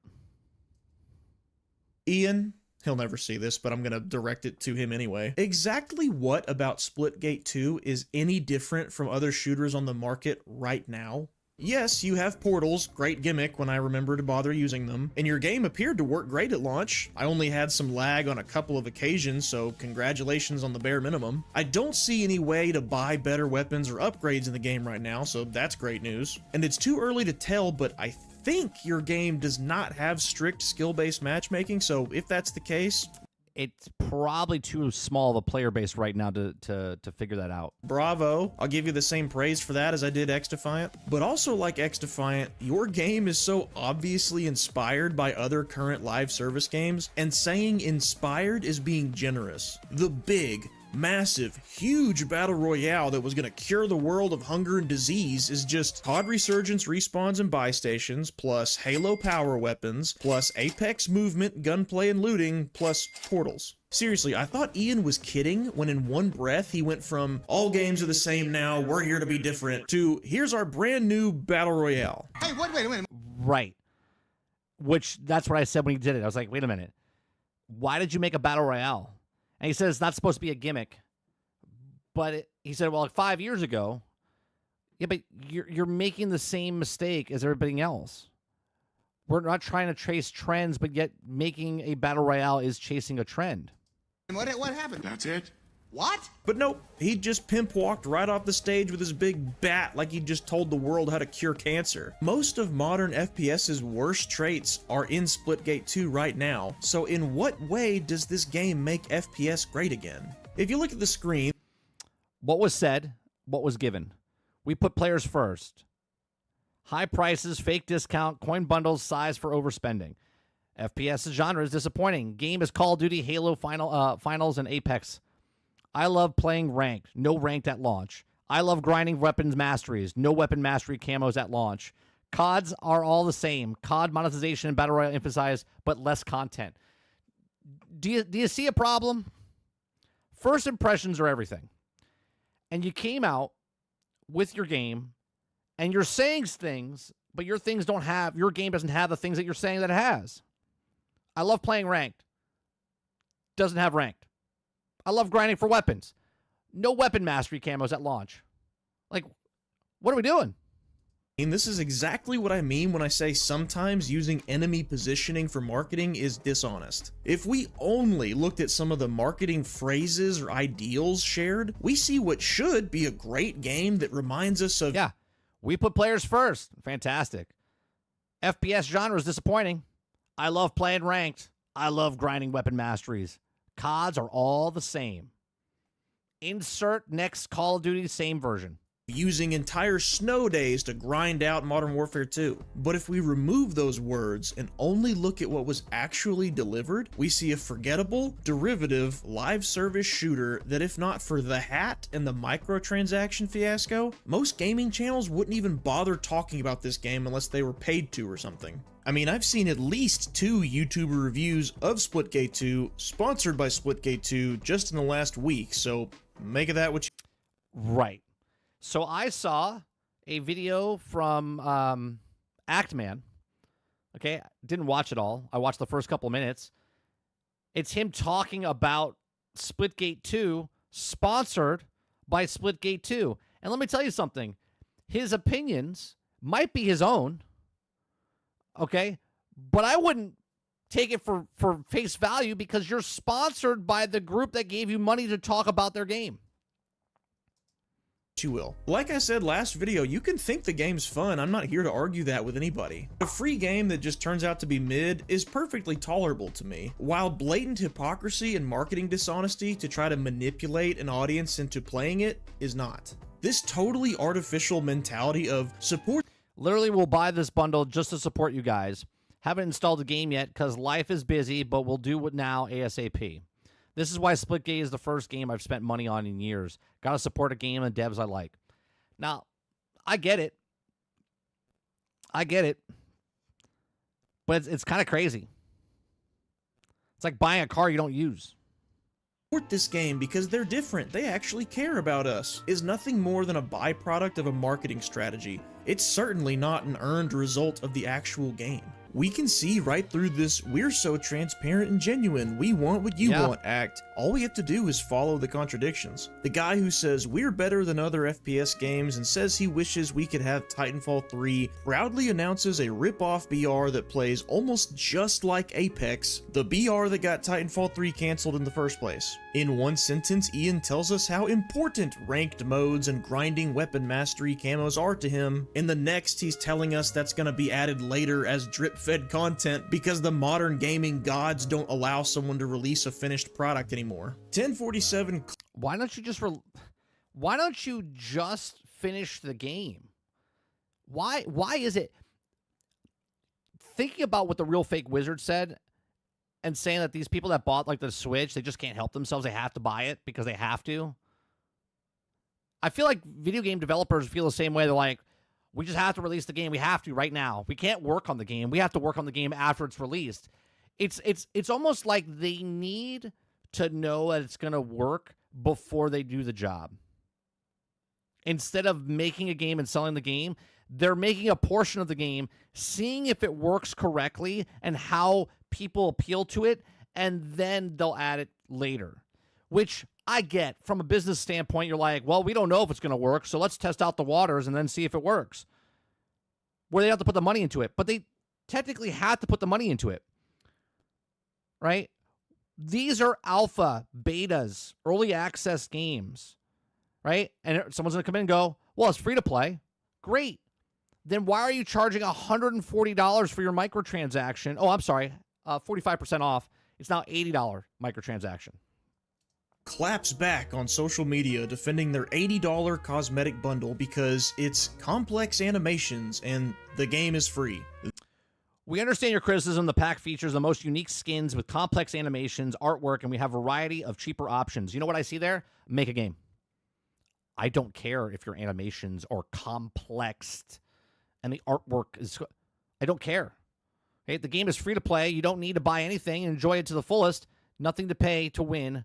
Never will be. Right? I don't care as the customer. I want the game to be finished. And if it's not finished, then don't charge money for it. If you have a game free to play, but it's not finished, game modes are missing, things are not in the game, then you don't get to charge stuff in the microtransaction store because your game is not complete. You're in testing phase. Then when they realize the internet's not on their side about it, they say, well, that's not the 1047 way, we're gonna discount that immediately. If it wasn't the 1047 way and goes against your company's ideals, one, it wouldn't have been there. Yeah, look at this.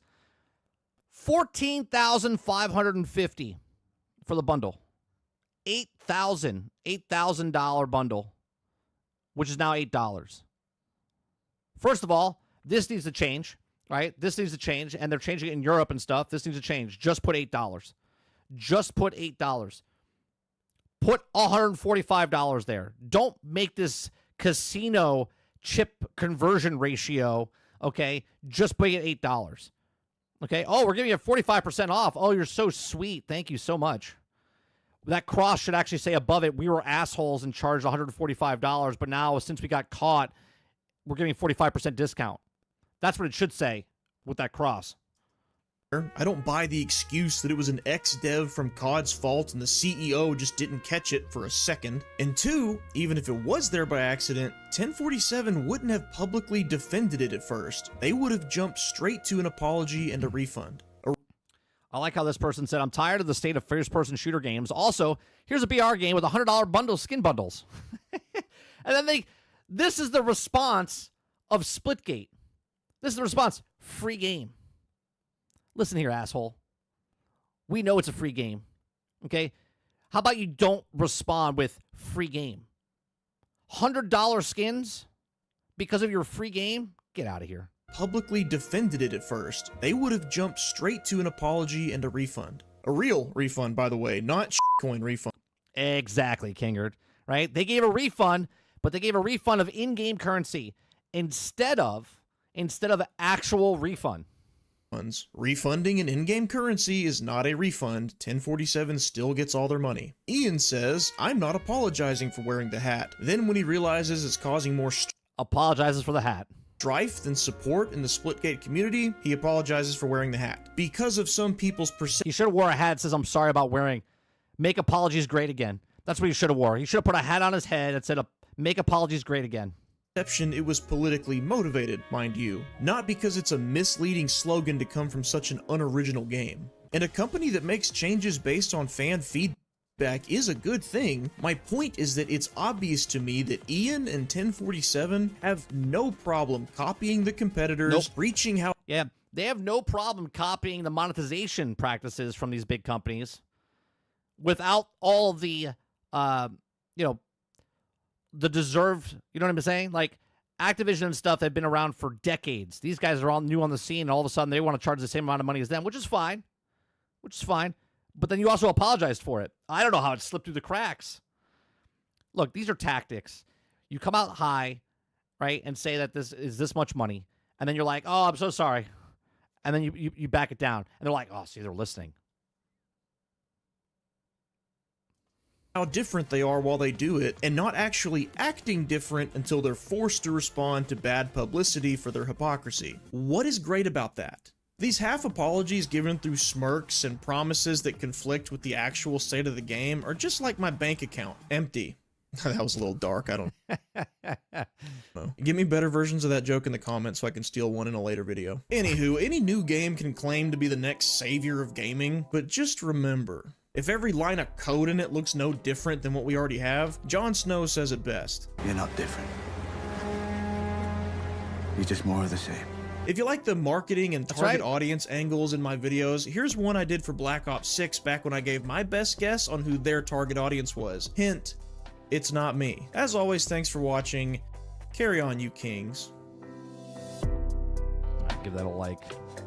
We like watching Kingard's videos. Like that's a good overall, take of what they. I didn't watch his other one, okay, of Splitgate, but you can't come out and say that your game is different and then have the exact same, more egregious microtransactions and say, well, it's free to play. That's like your kid, if you have a kid, when you ask them a question, they're like, cuz. That's not an answer. It's not an answer. Well, $140 game. Well, it's a free to play game. Cuz. Why are you charging $100 for a bundle? Cuz. That's not an answer. Free to play. But okay. We understand you have to make money. We get that. But do you want one person to play your game and give you $100? I'm confused. Like, your game lives or dies on the population of the game. So do you not want people to buy your game or play your game? It's crazy to me. Roic says he's like a used car salesman. Yeah, it's crazy. We're going to be different. Exactly the same. We want to make all the money. Oh, we're actually not going to put the stuff in the game yet. If we can make all the money up front, we'll just abandon the game again, like we did the last game that we had. But we abandoned the last game so we can make a better game, a better version of the game. Here's that game. Water says, it's funny how all the companies have a free-to-play game. Just don't go to the grind gear games route. Make it a full free-to-play. Add support packs if you like it. You'll pay for that. That's it. You can literally grind for everything and anything in the Path of Exile 2. All you spend money on is on the supporter packs and cosmetics only. The games are great, and the skins don't cost much. Do you know that they're charging $32 in Splitgate? $32 for a portal. Okay? For a portal. Not for a group of portals. For a portal.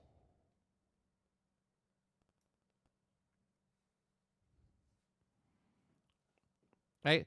For different color portals, they're charging like $30. It's crazy. Let's go on first. Thank you very much for the support, man. Appreciate it. It's absolutely insane.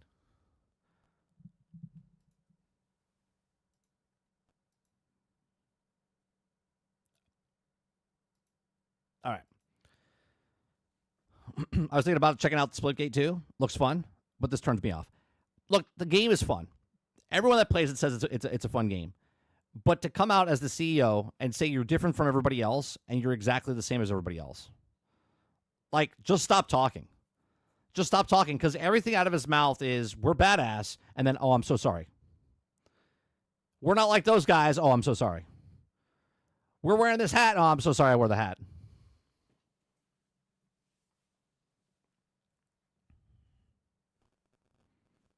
It's just ridiculous.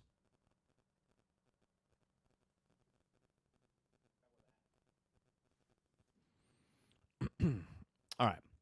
We got one more video for Starfield from Juicehead here. People were asking what's wrong with Starfield. How come it wasn't at the thing? Changing the subscription to the correct account? All right, sounds good. So how long will Splitgate 2 last before they abandon it for 3? 2 years. 2 years? I'll say 2 years. Past weekend was, of course, the 20. All right. So let's watch Juicehead's video on Starfield. What is going on with Starfield right now? This know. past What weekend is was, of going course, on the with Starfield? 2025 Xbox Showcase, and despite quite a bit of fan excitement, Starfield completely missed this showcase, leading to many fans wondering if the game is just outright. Oh, and what I like about this is that if one game misses a showcase from another, PlayStation, if PlayStation doesn't show a game, it's, oh, well, they're just waiting for it to. This, because it's already out, they're like, well, it's dead. It's a dead game. They didn't talk about it, so it's dead. It's like, there's a lot of games coming out.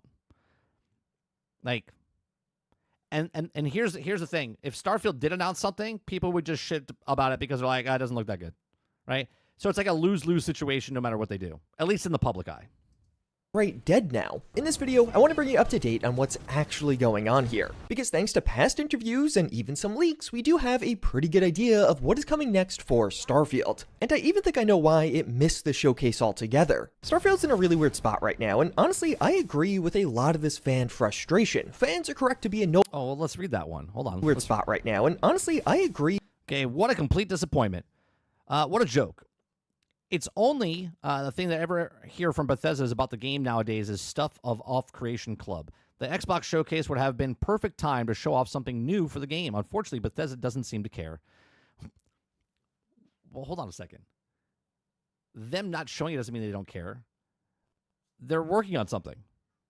And if they're working on it, why that should show you that they do care, right? Am I wrong here? If you showed me something and it was like half-assed, then it'd be like, it's okay. Do they even care? But they didn't show anything, meaning they're probably working on something, which then you would have to take the assumption that they do care, hence why they didn't show something. Right? It wouldn't surprise me if Bethesda has abandoned this game and hoping that the community will also make content for them. This does not bode well for the future of Bethesda Game Studio projects. This sounds like a child. Like a child when you take their thing away from them and they're like, I hate you. That's what this sounds like. With a lot of this fan frustration, fans are correct to be annoyed over. Here's another one. Bethesda makes it hard to defend this game. I love Starfield. 1,100 hours in it. If it weren't for mods, I'd give it up long ago. You have 1,100 hours in the game. Knowing that Bethesda will never read this, nonetheless, speaking directly to you, shame on you for keeping your loyal fans in the dark and for throwing in the towel. If you decided to give up on this game and move on, fine. But let us know if you're not holding on to your hope or not holding on to onto hope.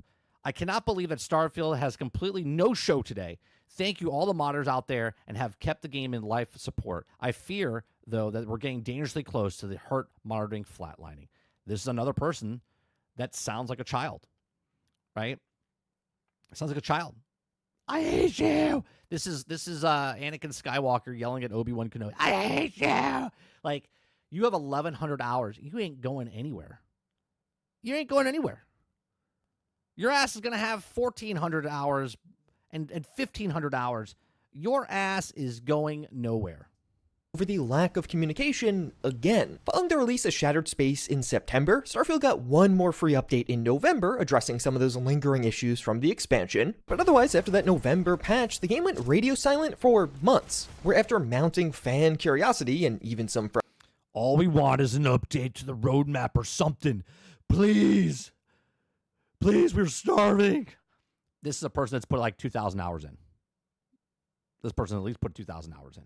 Frustration, Bethesda finally did reply to say, we know you're eager for an update, and we truly appreciate your passion for Starfield. The team has been hard at work. This was on March 6th.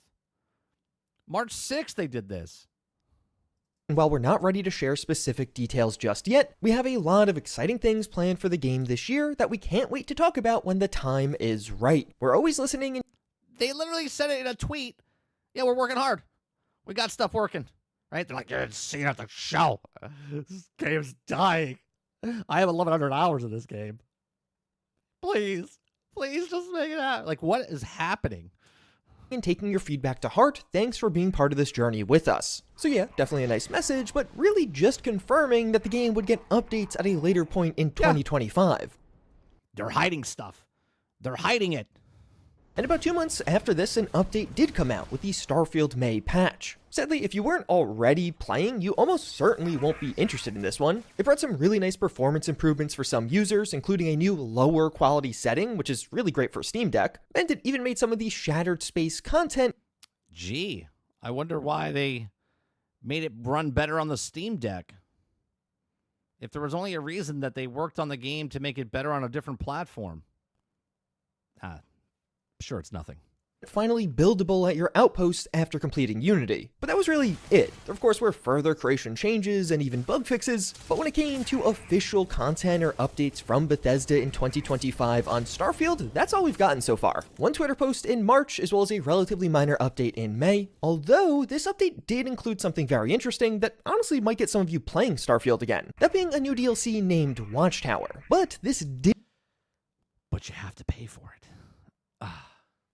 You guys are not working on anything. Hold on a second. Is this an official? Is this official by Bethesda? It is. Right? By the creation, yeah. So this is a person that's worked with Bethesda to make this Tower Watch stuff. Might get some of you playing Starfield again. That being a new DLC named Watchtower. But this didn't come from Bethesda. We're going to talk more about this later in this video because it is freaking epic. It introduces some really cool new features into the game, and a lot of fans are praising this one right now. And overall, I do think Bethesda... So I have a question for you. I have a question for you guys, chat. If Bethesda works on the content, or someone that's a passionate fan works on the content, as a customer, does it matter to you if you're having fun in the game and still playing the game? The person that was complaining that they don't have anything and they put 1,100 hours into the game and they're like, please give us something. And then other fans are creating stuff. Is that bad for the consumer? I don't think so, right? You guys have had arguments with me that mods save the game, which is fine, right? But they're still supporting the game. Like they're letting other people make content for the game, and that's still supported while they're working on stuff in the background. Bethesda's statements thus far this year do make it pretty clear that no, Starfield is not currently abandoned. Bethesda has consistently fallen short on communication around their games, and it's almost been perpetually true for Starfield. I feel like this is the third time fans were frustrated and waiting months for some Third time in 2 years. Kind of update before Bethesda finally just releases something. So while yes, it's frustrating, I don't think their silence means it's a... I can already see the articles being written, right? I don't know about this Watchtower thing, but I can already see that when they come out with their content, whatever they're working on, it's not going to be good enough. It's never good enough. And that they'll say that the modders that created stuff is better than what Bethesda did. But then they'll also say, all we have are these mods from the actual creators, right? You see what I'm saying? On one hand, they're complaining that all they have are these mods that are made by the community and that they want Bethesda to create stuff. But when Bethesda creates stuff, they're like, these are better than what you've made. Abandoned, and instead what I think's going on is the Xbox showcase wasn't the appropriate stage to talk about what's coming next to Starfield. Do you remember back at the start of 2024 when Xbox Era reported that Starfield would be coming to PlayStation 5 and the community freaked out? A bit later, Xbox had a podcast about how it would actually be for other games going to PlayStation 5, but at least as of then, Starfield wasn't on the table. I'm not somebody who typically jumps on board with the whole planned or coordinated leak thing, but I think in this specific example, Xbox saw this leak go public, saw the massive amount of backlash, and simply delayed their plans a bit. Because I think, yeah, the big thing that's on the horizon is Starfield's next DLC and possibly a larger update will coincide with the PlayStation 5 release of the game, basically giving the game a second chance with a totally new audience on a completely new platform. It'll be a first chance. And a ton of leaks that have been coming out over the past few months are even backing this up. I mean, even just coming from the top itself, earlier this year, Phil Spencer was asked about Starfield staying on Xbox for the time being, to which he just said, no games are necessarily staying on Xbox. Tom Warren of The Verge recently said that Starfield was meant to launch on PlayStation 5 with Shattered Space in September, but for some reason that plan was scrapped or changed. And it's just a super concrete leak on this. Nate the I would think that they're going to release at the same time frame as the new ROG Ally. So you can play this on that device, and you can also play it on the PlayStation 5. That way they can do a marketing campaign where Starfield is played everywhere. Kate, who got just about everything correct on Oblivion Remastered, has stated Starfield is coming to PlayStation 5 and intent should be announced this year. It's just a matter of when will the announcement happen. Even further saying, I would expect the gap between announcement and release to be minimal. And just as an aside, be careful where you're getting your Starfield news or info. In his predictions podcast, Nate the Hate says this. Because, I mean, this is the Xbox showcase. This isn't the venue to announce Starfield going to PS5.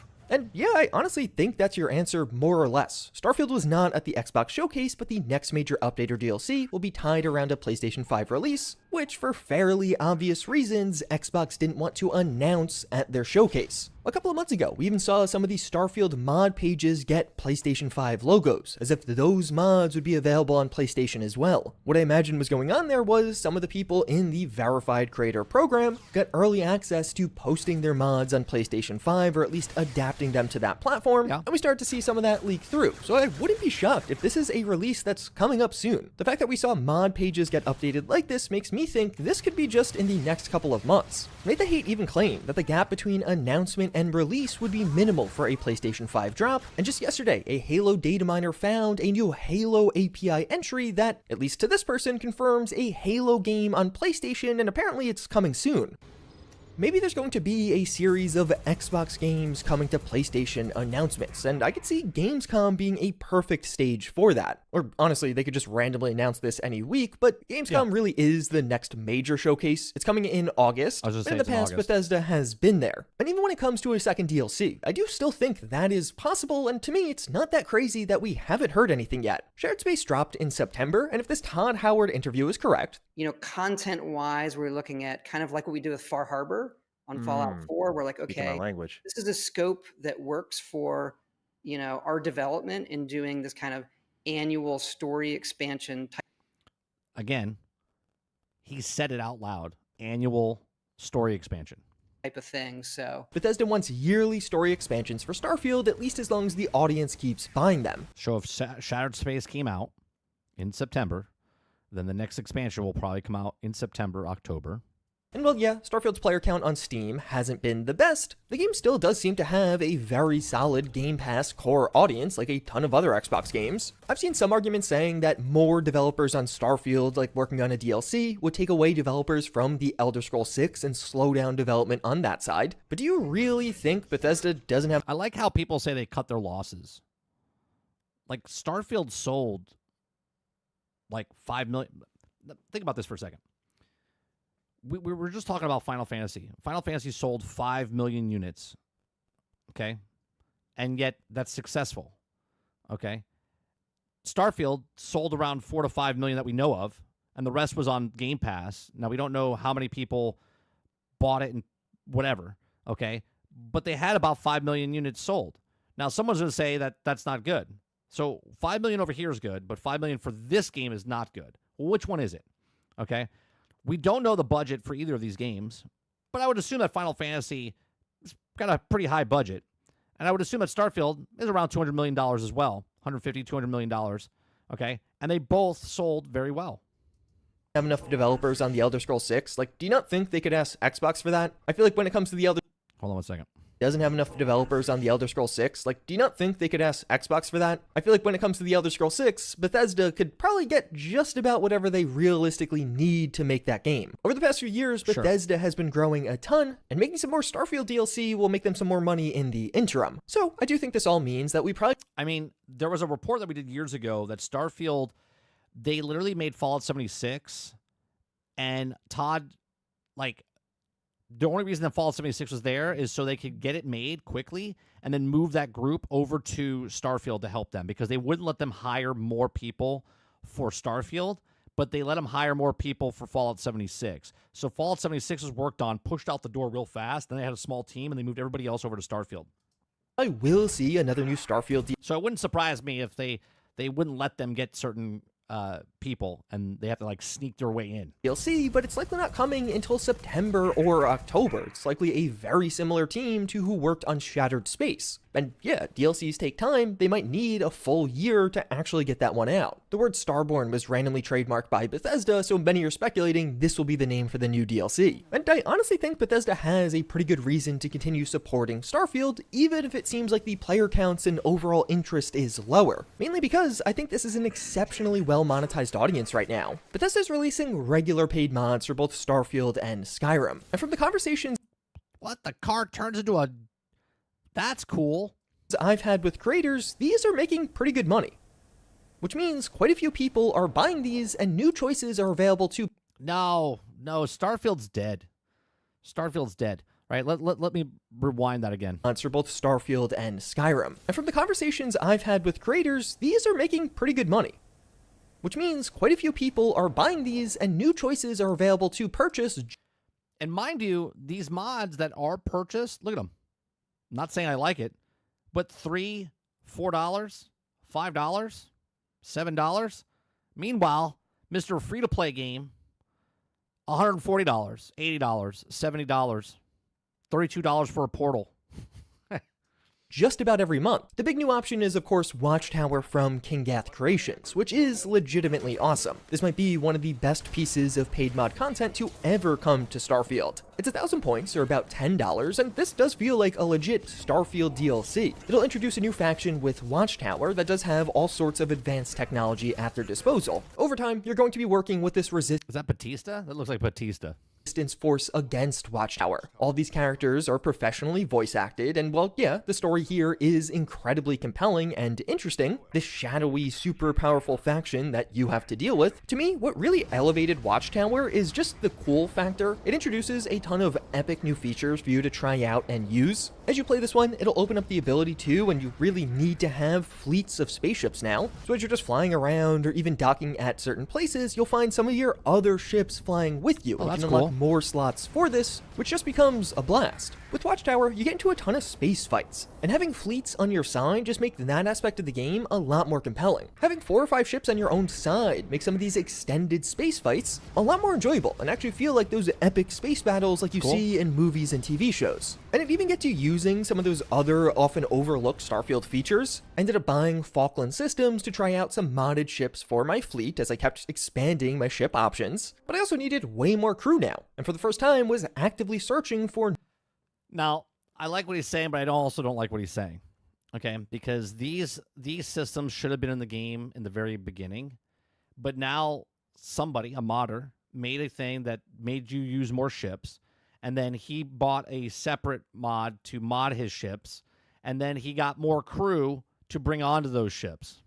New people to man my ships, which was just really enjoyable and fun. You'll also unlock sky drops through this. This is going to be a new call-in that you basically attach to one of your spaceships in your fleet, and then you can call down things like a missile strike on the ground, friendly robots to help you, or even automated turrets. Some of those Watchtower enemies you're going to use enhanced gear or even mechs, so you'll need these boosts, and just overall, this makes the core gameplay loop of Starfield a ton more fun. After you beat Watchtower, you're going to keep all of these new features. Then after clearing out yet another outpost, being able to call down a toxic gas strike just makes the whole experience a lot more fun. A lot of the new features of Watchtower are super high on that coolness factor, which is why I think so many fans are singing their praises for this DLC. Honestly, I think I had more fun playing Watchtower than I did with Shattered Space, which is from Bethesda officially. To me, see, at that point, does it matter to the consumer if a person that's making the content is with Bethesda or not? I don't think it does. Right? If you're having fun with the game and you like certain things, free, paid, whatever, from Bethesda officially or not, there's so many things that were non-official inside of Grand Theft Auto Online that was awesome. Not from Rockstar.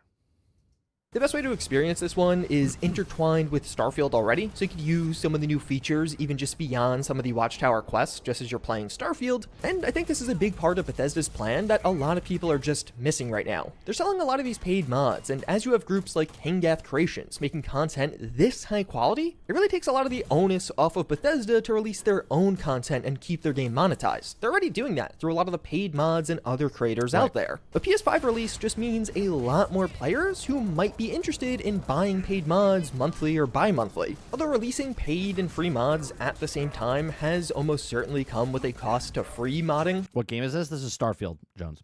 Starfield's free modding scene definitely feels like it's a bit hampered compared to where other games were at this point after release, like Fallout 4 or Skyrim. A huge part of that is some of the coolest content, like some of the things I was showing you in the background of this video, are paid mods. They were released behind a paywall. With that said, if you're looking for a genuine free reason to replay Starfield right now, Star Wars Genesis is pretty incredible. This is a Starfield Star Wars mod list that you can install with an automated installer. It'll overhaul the main story to be Star Wars themed. So it'll still feature many of the main story beats of Starfield, those big things are still there, but basically with a fresh Star Wars coat of paint, which honestly could up the interest for a ton of you, particularly those who are already die-hard Star Wars fans. Because this does genuinely change a ton about the game. Nearly all of the NPCs you encounter are either a Star Wars race now, or using Star Wars weapons or armors. The United Colonies overall becomes the Imperial Empire, as well as other factions are changed. And in actual gameplay, you just see a ton of new stuff. Combat encounters had me constantly searching inventories for these new but very familiar weapons, and I would almost say if you're a giant Star Wars fan right now, this might be a must download. Even if you're only experiencing this world for a few hours, you can still have a ton of fun and get really immersed in everything happening around you. But with that said, that is where Starfield stands right now and where I think this game is going. I don't think it's quite... They don't have Genesis on the Xbox, but they do have Star Wars mods. They don't have the story and stuff like that, but you could change the entire game to Star Wars. Abandoned, but there is a clear strategy shift here, as I do suspect Bethesda has a lot riding on this upcoming PlayStation 5 release for Starfield and even their future plans for the title. So there you go. I think it's fine, right? It's been said multiple times. I'll give a like there. It's said multiple times that, the annual release of the DLC, not showing a trailer for it, that's fine. Maybe they do show it at Gamescom. I just don't think it's a big deal. I would say that the update that they just did, that he said, I didn't even know they did it, was to upgrade it on the Steam Deck, which is probably going to be efficient update for when the ROG Ally comes out, and then when the PlayStation. So at Gamescom, right? Again, I'm just speculating here. If based off what we just heard, if they show it at Gamescom, and Gamescom shows the game, shows the DLC, and then says it's coming to PlayStation, where now they just catch up, right? So now when they get the game, not only do they get the game for what it is, but they also get the 2 DLCs, the Shattered Space and the Starborn, or whatever it is. Then that's a win, right? Because then those people will buy the game. It could be 20,000 people. It could be 100,000 people. It could be 1 million people, whatever it is, right? That's other people that now get to come in the game, and they get all the content that's been out for the, that comes out at the same time. So maybe they, and then again, you as a Xbox person, you're going to have to pay for the DLC anyway on top of that. It's not free. It's not going to be on Game Pass, right? The game's on Game Pass, but the DLCs are charged, which we talked about in the very beginning. That's Microsoft's MO for Game Pass. Put first-party title games out, then put the DLCs out where you pay for it. So then people own the DLC, but they don't own the actual game. And then down the road, they'll pay for the game. Not a great video of the AI working well. I mean, it is what it is. It's not officially Bethesda. It's just a mod made by people. Good plan. Stars align. We'll see what happens. We'll see what happens if people are saying that Starfield was coming out shortly after. Oh, give me a second. I'll be right back. All right. Sorry about that. I should have just ended the show, but there's other people here, so I got to go. Yeah. So on today's show, we talked about a lot of different topics. Talking about Starfield at the end here. Look, I think it'll come out. Obviously, it will come to PlayStation, but people are talking about PlayStation game, coming out to PlayStation. Everyone's like, "It's going to come." Yeah, it is going to come to PlayStation, and 2 years after it launched on Xbox, right? Which is almost the same as what PlayStation's doing for their PC games, where it was 2 years after the game came out for PlayStation, now on PC. So same thing, right? Yeah, all the games are going to come over to PlayStation at some point. And when this one does come, I think it'll sell a couple, million or 2 copies. I don't think it's going to sell like gigantic amounts, but we'll see, because the problem releasing a game and then 2 years later coming out, people already know what the game is. You see what I'm saying? They already know what the good, the bad, whatever. So like, I'll pick it up, and I'll pick it up on discount. When you come out on the exact same day and date, that's when people buy it ravishly, and that makes better sales. Now, I know what people are saying. Well, what about Stellar Blade? Right? Well, Stellar Blade was huge over in the, Japanese market. And PC players, there's just so many PC players. Hence why Xbox drops their games day and date on PC. And PlayStation doesn't, which I think is a mistake. I think they should do it day and date on PC, because they would make more money directly. Like, if they had more people buying it day one instead of 2 years or a year later for Stellar Blade, Stellar Blade's fantastic. It would have sold even more if it came out day and date. But, these are my thoughts. Let me know yours in the comment section down below. I got to cut it short here. Appreciate it very much. You guys have a great rest of your day, evening, or night, and I'll see you guys on the next one. 8 p.m. tonight, we'll be playing some more Dune Awakening over on 30 and Still Gaming and over on Twitch. You guys have a great rest of your day. I'll see you guys on the next one. Peace.